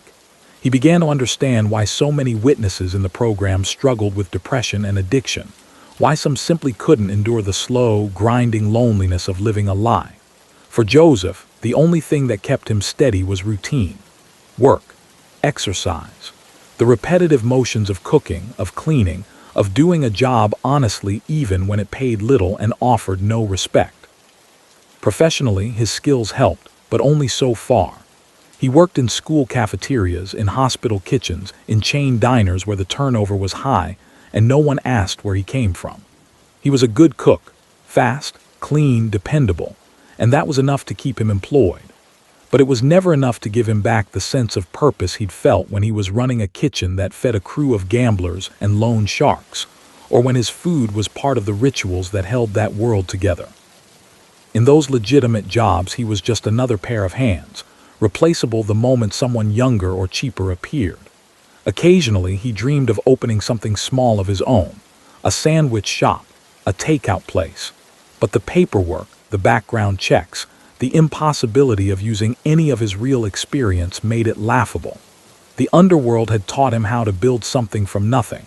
The legitimate world demanded papers and histories he could not produce. Meanwhile, the ripple effects of his cooperation continued to spread through the justice system.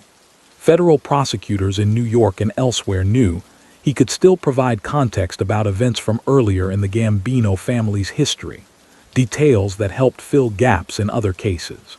So he was called back, sometimes for depositions taken in sterile conference rooms guarded by marshals, sometimes to testify in courtrooms far from his new home. Each time he stepped into that role, it was like opening a wound that had barely begun to scab over. He would sit in a witness room with tinted windows, answer questions about dates and names and conversations he had recorded years before, and then return to his anonymous apartment to try to forget the faces of the people in the courtroom gallery who might recognize him even under his new identity. The work was necessary, but it always left him feeling scraped raw. The late 1980s brought other changes, too. The old structure of organized crime that he had known was cracking apart under the weight of mass prosecutions. The mafia families that had once ruled neighborhoods through patient, quiet control were being dismantled by RICO cases, by turncoat witnesses, by younger criminals who chased faster profits in drugs and fraud. In some ways, that made his testimony feel like history rather than current intelligence, but it did not lessen the personal cost. To the men still in the life, his name was synonymous with betrayal, a word that in their culture carried a stain deeper than any crime. He was the rat who had helped send good men to prison, the informer who had broken the code. And though he was protected by the government, he knew that protection had limits. If someone powerful enough wanted to reach him, the system could only do so much. It was during these years that he began to write, not to publish, not yet, but to try to make sense of it all. At night, after long shifts in the kitchen, he would sit at a small table with a notebook or a borrowed computer and put down words about the smells of his childhood, about the way a pot of sauce could bring a room together, about the first time he realized that the men he cooked for held lives of quiet desperation and sudden violence in equal measure. He wrote about the beating that had forced his hand, not graphically, but as a moment that stripped away the last illusions. He wrote about the tension of wearing a wire, the mix of adrenaline and dread, the strange intimacy of hearing your own voice played back in a courtroom years later. These pages were not for anyone else. They were a lifeline, a way to hold onto the person he had been before the world broke him apart and tried to remake him. Slowly, the writing took shape into something more than scattered memories. He saw that his story was two stories intertwined. One about the immigrant neighborhoods and kitchens where he learned his trade, and another about how those same environments, shaped by poverty and pride and the need to survive, had led him into a world that ultimately consumed him. He began to understand that his recipes were not just nostalgia. They were anchors, reminders of a time when food was love and identity, when a meal could say more than any threat. He started to imagine that maybe, someday, these pages could become something more, a memoir that would explain, without glorifying, what it meant to grow up in that world and to walk away from it in pieces. As the 1980s drew to a close, Joseph Iannuzzi was still living under his new name, still working anonymous jobs, still guarded day and night. The manuscript grew thicker. He knew that publishing it would be complicated, that even writing it carried risks if details were not handled carefully. But he also knew he could not stay silent forever. The story needed to be told, not to redeem himself in the eyes of the old life, but to make sense of the wreckage and maybe, just maybe, to leave behind something solid, a record of a time, a place, and a man caught between two worlds that could no longer hold him. And so he kept typing, page after page, trying to bring order to the chaos, preparing himself for whatever came next. By the early 1990s, the stack of pages on Joseph Iannuzzi's table had grown thick enough to look like a book even before any publisher saw it. In cramped apartments and anonymous kitchens across several moves, he had carried the manuscript with a care that bordered on superstition. Stuffing it into boxes himself rather than trusting movers, sliding it under his mattress in low moments as if keeping it close could prevent the past from sliding away entirely. The writing had begun as a private exercise, a way to keep memories in order and to claim some authorship over a life that had so often felt dictated by others. Gradually, though, he saw that there was an audience for what he had to say. America's fascination with organized crime had not faded. If anything, it had intensified in the wake of films like Goodfellas and the ever-present shadow of The Godfather. Yet much of what the public knew came filtered through dramatization or through law enforcement press conferences. His pages promised something different, a view from the kitchen doorway and the counting room, told by a man who had lived inside that world and then stepped out of it.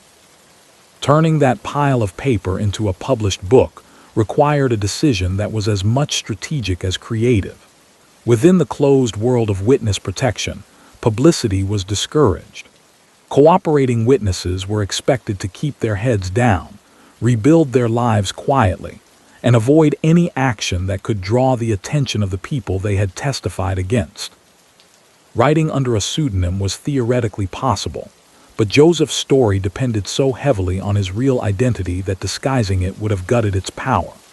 Over time, and with the advice of lawyers and others who had navigated similar paths, he moved toward a choice: to live less as a hidden asset of the government and more as a public figure whose safety would rest not only on secrecy, but on the passage of years and the shifting priorities of the underworld he had left.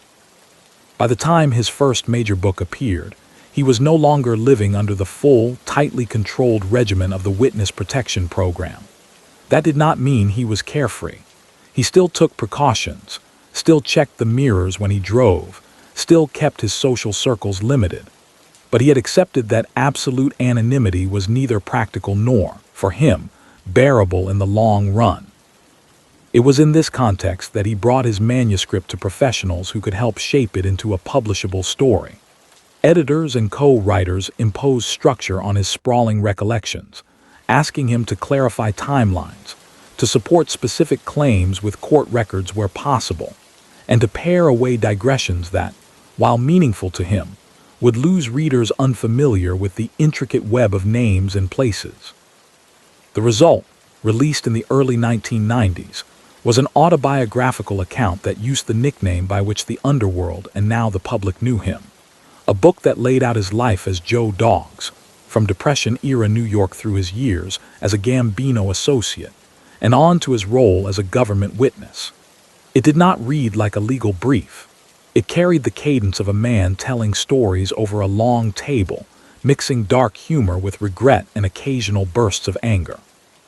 He described the small rituals of mob life, coffee at a certain club, the way a holiday meal was organized, as well as the more serious machinery of gambling operations, loan sharking, and internal discipline.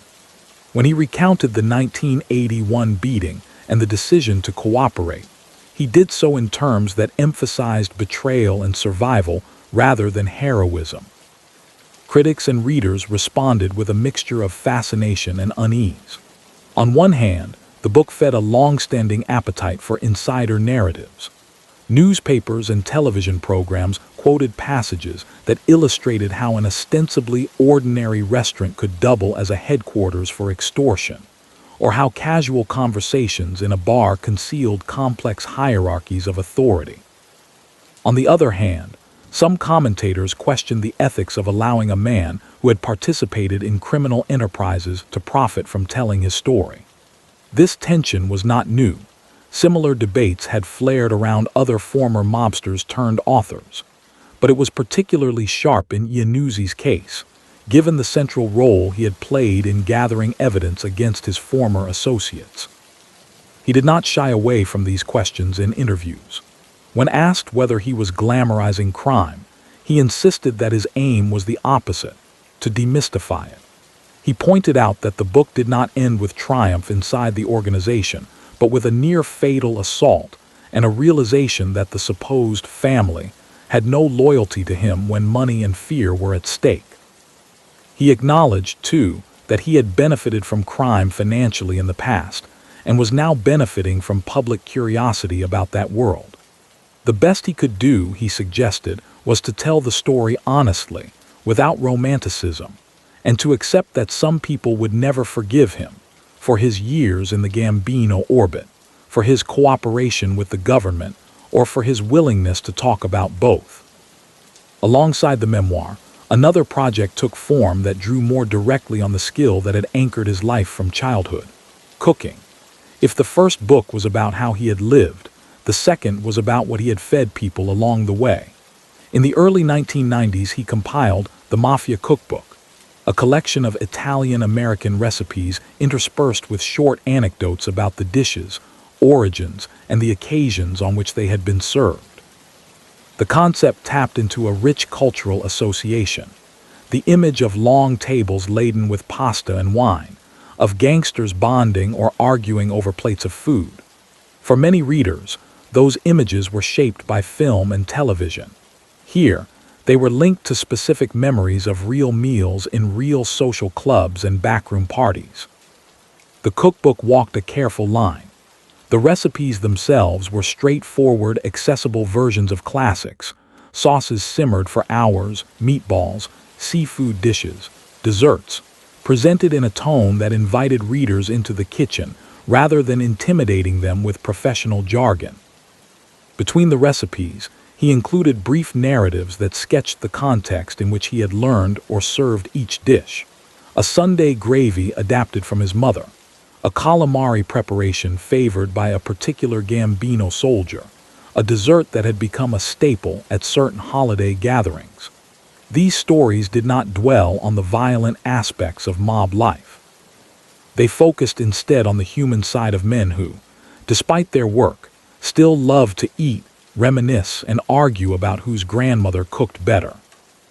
Iannuzzi was aware that even this approach could be criticized as trivializing serious crimes by focusing on convivial moments. He often emphasized in promotional appearances that the nickname Mafia Cookbook was a hook, not an endorsement. In his telling, the book showed that beneath the glamorous fiction of suave criminals there were, in reality, men who spent as much time worrying about money and their bosses' moods as they did enjoying good food. The kitchen served as a stage where those anxieties could be briefly set aside, even as the structures that produced them continued outside the dining room. The cookbook found a readership beyond the usual true crime audience. Home cooks intrigued by the novelty picked it up, sometimes with little interest in the criminal backstory, simply as a collection of solid Italian-American recipes.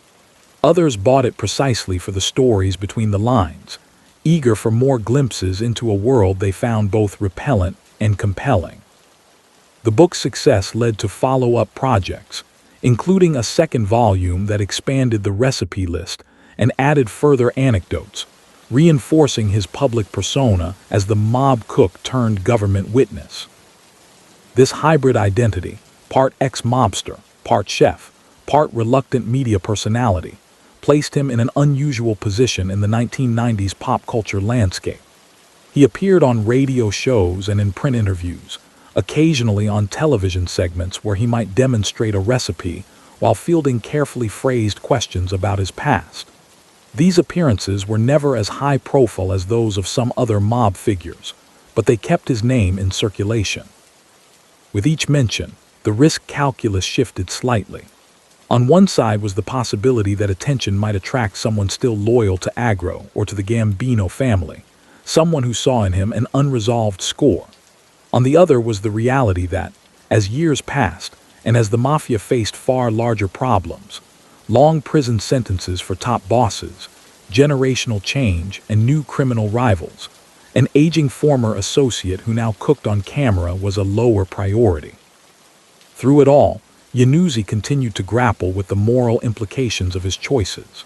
In his writings and interviews, he returned often to the idea of responsibility.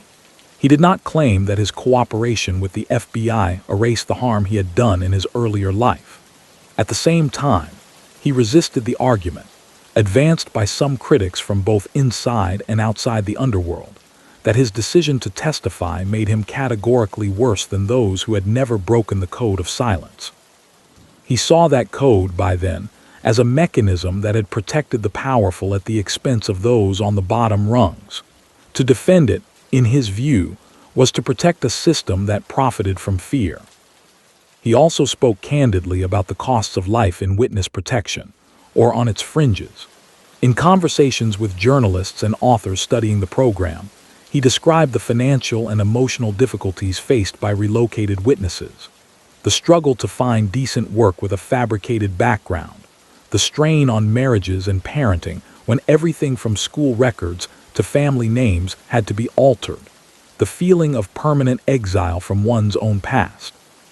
While he acknowledged the necessity of some level of secrecy and distance, he argued that the government sometimes underestimated how profoundly disorienting this new life was, and how that disorientation could tempt some witnesses to drift back toward the only structures they had ever really known.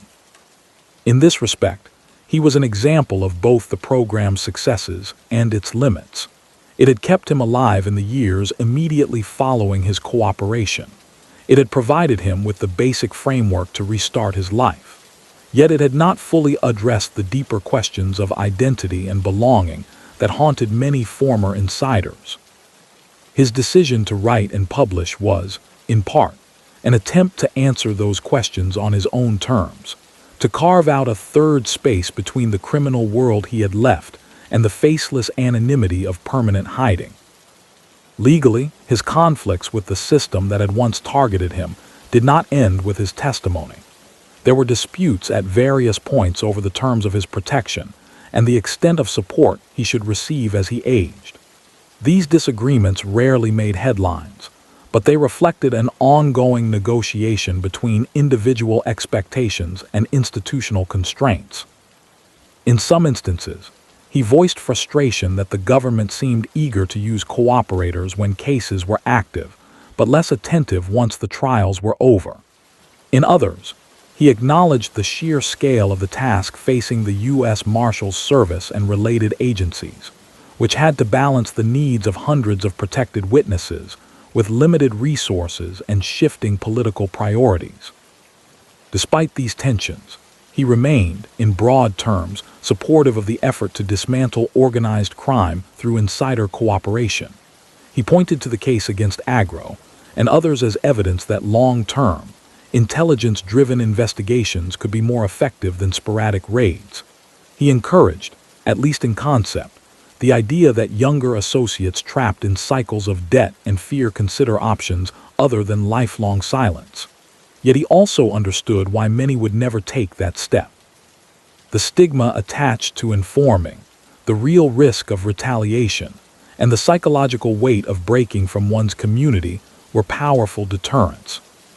As the years moved into the 2000s, the figure of Joe Dogs occupied a small but distinct niche in the broader story of American organized crime. He was not a boss, not a legendary hitman, not a household name on the scale of the most notorious mobsters. His notoriety rested instead on a different foundation. He was a working-level associate who had seen enough of the machinery to describe it in detail, who had experienced firsthand the downside of the life so often romanticized, and who had then helped law enforcement document and prosecute that machinery. His books kept his story available to new generations of readers. His recipes circulated in kitchens far removed from the neighborhoods where they had first been served. Personally, he aged as any man would. Health issues accumulated. The adrenaline that had once fueled long nights in clubs and longer days in courtrooms faded. Friends he had made in his post-mob life knew him less as a former Gambino associate and more as an older man with a complicated past and a practiced hand in the kitchen. Some, especially those who had read his work or stumbled upon old news articles, asked him to recount stories. He did, but with a certain distance, as if telling tales about someone he had known rather than someone he had been. In the quieter stretches of those later years, he could look back across the full arc of his life with a clarity denied to him in the heat of events. He could see the boy in Depression-era New York, the young man drawn to the seeming power and security of neighborhood toughs, the middle-aged associate in Florida, thinking he knew the rules until they were used against him. He could see the hospital bed, the decision to cooperate, the strange transformation from feared collector to uncertain witness. And he could see the writer and cook who emerged from that whirlwind, trying to measure out in words and in recipes some understanding of what had happened. The story he told the world through his testimony and his books did not settle every argument. There were, and remain, those who question details of his accounts, who doubt or contest particular anecdotes, as is common with any insider narrative drawn from memory. There are also those who, committed to an idealized version of the old code, dismiss him outright as a traitor whose perspective should carry no weight. Yet beyond those debates, Joseph Iannuzzi's life stands as a documented case study in the complex intersection of crime, loyalty, law enforcement, and personal transformation in late 20th century America. A man who moved from the backrooms of the Gambino operation to the witness stand, and from there to the printed page, leaving a record that is as much about the society that produced him as it is about his own choices. In his final decades, Joseph Iannuzzi lived in a kind of uneasy twilight between notoriety and obscurity. The name Joe Dogs retained a certain currency among readers of true crime books and among investigators who had studied the wave of mafia prosecutions from the 1980s onward. Yet in the neighborhoods where he now shopped for groceries or sat in diners nursing coffee, most people had no idea who he had been. His face had changed with age, his once dark hair gone gray or thin, the lines around his eyes deepened by years of strain. He could move through public spaces without being recognized, and that anonymity, once a burden imposed by the Witness Protection Program, now offered its own kind of comfort. He did not entirely sever his connection to law enforcement and legal circles. Occasionally, prosecutors or agents working on historical reviews of organized crime cases reached out through official channels, seeking clarification on some detail from his past testimony or asking him to appear discreetly at a training session. To young investigators who had grown up after the peak of mafia power, he was less a living participant in an ongoing struggle than a direct witness to an era they knew mostly through files and transcripts. Sitting in conference rooms or classrooms, he would explain how an apparently ordinary social club had doubled as a command center, or how a simple phone call arranging a sit down reflected a complex system of rules about who could speak to whom and on what terms. In those controlled settings, his past became a case study, a tool for understanding patterns that, even if diminished, had not disappeared entirely. Beyond government circles, academics and journalists continued to mine his memoirs and interviews for insight. Criminologists cited his descriptions of loan sharking and debt collection to illustrate how organized crime embedded itself in local economies, not as an alien force, but as an alternative provider of credit and problem-solving, services where official institutions were weak or distrusted. Historians of Italian-American life pointed to his recollections of childhood kitchens and neighborhood dynamics as examples of the pressures that shaped second-generation immigrants in mid-20th century cities. Cultural critics dissected his cookbooks, noting how they both played on and complicated the stereotype of the mobster at the dinner table. This afterlife of his words stood in contrast to the quiet of his daily routines. He no longer lived under the strictures of formal witness protection, but the habits it had taught him remained. He favored modest residences, avoided predictable patterns, and kept his circle of close acquaintances small. Those who knew him in these later years often met him through food. In a church hall where he volunteered to cook for a fundraiser, in a small restaurant kitchen where he took a part-time shift, or in a neighbor's backyard where he commandeered the grill and gently corrected someone's technique. In those moments, he was simply an older man with a strong opinion about how long to simmer a sauce or how much salt a pot of water should take, not a former player in the Gambino orbit. He spoke when asked about his past, but with a kind of deliberate distance. The stories were there, polished by repetition, but they no longer seemed to grip him with the same visceral charge. He had told them in courtrooms, on the page, and in interviews. They had been examined, contested, and catalogued. What remained for him, personally, were not the headlines but the quieter reckonings, the memory of people he had frightened in his collector days, the image of his parents, who never fully knew what he had done or how he had left it, the knowledge that men he had once considered friends had spent long stretches of their lives behind bars in part because of his cooperation. He did not pretend in these reflections that his choices could be neatly sorted into right and wrong. The life he had led before cooperating had harmed people, directly, through intimidation and unlawful debts, and indirectly, by helping sustain a system that preyed on fear and necessity. His decision to inform and testify had, in turn, inflicted its own damage. Families of convicted men endured long separations. Networks of trust within certain communities were shattered.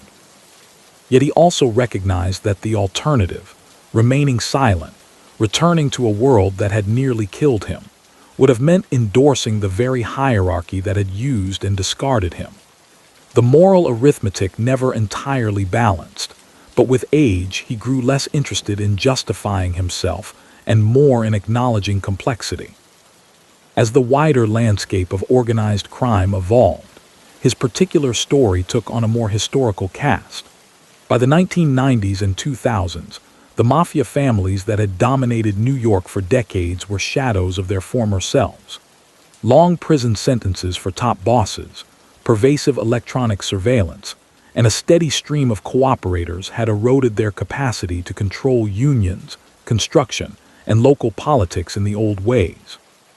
New forms of criminal enterprise, international drug cartels, cybercrime rings, white-collar fraud schemes, occupied more and more of law enforcement's attention. In that context, Joseph's account of loan sharking operations in 1970s Florida functioned as a window into a particular phase of American criminal history, one that still cast a shadow but no longer defined the present. Within Italian-American communities, attitudes toward figures like him remained mixed. Some saw him as a cautionary tale about the dangers of romanticizing the old neighborhood codes, arguing that his near-fatal beating and subsequent exile proved that the supposed honor of the mafia was, in practice, self-serving and brutal. Others, especially those closer to the underworld, continued to view him through the unforgiving lens of betrayal, grouping him with the small but consequential number of insiders whose testimony had helped dismantle traditional crime families. For them, his status as a government witness outweighed any claim he might make to ethnic solidarity or shared upbringing. On the broader cultural stage, he occupied a more ambivalent position. Popular media continued to mine organized crime for material, from prestige television dramas to documentaries. Producers occasionally reached out to him or to those who had worked with him, seeking permission to use anecdotes from his books or to have him appear in interview segments. He participated selectively, wary of becoming a caricature or of contributing to yet another romanticized portrayal of the life he now insisted was more tedious and frightening than glamorous. When he did agree, it was often with the hope that a more nuanced picture might emerge, one in which the long hours of bookmaking and the grinding fear of debtors sat alongside the fleeting moments of camaraderie and good food. His health, like that of any man entering his 70s and 80s, declined. The injuries from the 1981 attack had left lingering effects that never entirely disappeared. Years of stress and an itinerant lifestyle under protection took their own toll. Medical appointments became more frequent. Energy ebbed. He cooked less for crowds and more for himself or a few friends, focusing on simple dishes that still connected him to his past without requiring the labor of a full restaurant service. In quiet kitchens, stirring a pot at his own pace, he could briefly inhabit the role that had always felt most honest. Not enforcer, not witness, not author, but cook. In those stretches of late-life reflection, he could see more clearly how the forces that had shaped him were also part of larger American stories. The economic desperation of immigrant neighborhoods during the Depression, the limited opportunities for working-class Italian-American boys in mid-century New York, the allure of shadow economies that promised respect and income when mainstream avenues were blocked. All of these were not unique to him. Nor was the eventual collision between long-tolerated criminal structures and a federal government that, belatedly, recognized their depth. In that sense, his life traced the arc of 20th-century organized crime from its neighborhood roots to its courtroom confrontations and eventual partial dismantling. He lived long enough to see his own role in that arc reassessed. Younger writers and filmmakers, unconstrained by the immediate emotions of the 1980s cases, treated him as one of several important cooperators rather than as a singular figure to be praised or condemned. Law school casebooks mentioned the Agro prosecution as an example of RICO's application, sometimes noting that it relied on tapes made by an insider. True crime anthologies summarized his story in a few pages, emphasizing the unusual combination of culinary skill and underworld involvement. His full memoirs, once hotly debated in reviews, settled into the background of library shelves and second-hand bookstores, available to those who sought them out. In the second decade of the 21st century, in his mid-80s, Joseph Iannuzzi died, bringing to close a life that had touched in different ways the world of organized crime, the federal justice system, and American popular culture. Obituaries, where they appeared, tended to highlight the unlikely trajectory: mob associate turned government witness turned cookbook author. Some mentioned the Agro trial by name. Others gestured more generally toward his cooperation with the FBI. For most readers, he was one more character in the long, tangled narrative of the American mafia's rise and decline. A man whose choices had shaped a particular case, and whose stories had filled a particular corner of the genre. His death did not prompt large public ceremonies. There were no processions of black sedans, no standing room, only viewings in neighborhood funeral homes. Whatever farewell he received came in the form of small gatherings. A few relatives, perhaps, who still remembered the young man before the underworld claimed him. A handful of friends from his post-cooperation life who knew him mainly as a skilled cook, and an older neighbor with unexpected tailies. law enforcement veterans who, hearing of his passing through quiet channels, reflected on the complicated alliances that make large cases possible. In that subdued exit, there was a kind of symmetry with the anonymous kitchens where he had begun and ended his working life. In the years since, Joseph Iannuzzi's legacy has remained contested but instructive. For agents and prosecutors, his case illustrates both the power and the limits of using insider witnesses. His recordings and testimony made it possible to penetrate a Gambino crew in Florida in a way that traditional surveillance alone could not have achieved. At the same time, his story underscores the ethical and practical challenges of relying on people who are themselves implicated in the crimes under investigation. The need to balance leniency with accountability, to support witnesses without romanticizing them, and to acknowledge the human cost of uprooting a person's life, even when that uprooting is justified. For scholars and citizens trying to understand the social context of organized crime, his narrative offers a ground-level view that complicates stereotypes. He was not a cinematic mastermind, nor was he a one-dimensional thug. He was, instead, a working-class man whose talents, in his case, in the kitchen, and in handling the daily business of illegal enterprises, made him valuable to people operating outside the law. His story shows how such men can be both perpetrators and, at times, victims within systems that reward loyalty until they do not. It also shows how those same men, when conditions change, can become key sources of information that help dismantle the very structures they once served. For readers and viewers drawn to tales of the mafia, his books and interviews serve as a reminder that behind every dramatized scene of a crowded banquet or a tense backroom negotiation lies a tangle of mundane details. The hours someone spent preparing the food, the unpaid bills that led to the meeting, the unspoken anxieties each participant carried about bosses, rivals, and law enforcement. In presenting recipes alongside recollections, he invited people to see that the life so often presented as glamorous was built on routines that were, in many ways, as monotonous and morally compromised as any other form of exploitation. Ultimately, the life of Joseph, Joe Dogs, Iannuzzi does not resolve into a neat moral fable with villains and heroes clearly marked. It is, instead, a layered account of how historical forces, personal choices, and institutional responses intertwined in one man's experience. He was shaped by the economic and cultural conditions of his youth. He made decisions that harmed others. He later made decisions that helped the state confront harmful organizations. And he spent his remaining years trying, through work and words, to make sense of what it all had meant. In that effort, he left behind not redemption in any absolute sense, but something more modest and perhaps more valuable, a record. In that record, preserved in court transcripts, investigative files, and pages stained with kitchen grease, we can trace the arc of a particular corner of American history, from the crowded tenements of mid-century New York, through the shadowed backrooms of mob-run establishments, into the stark light of federal courtrooms, and finally, back to the quiet intimacy of a home kitchen.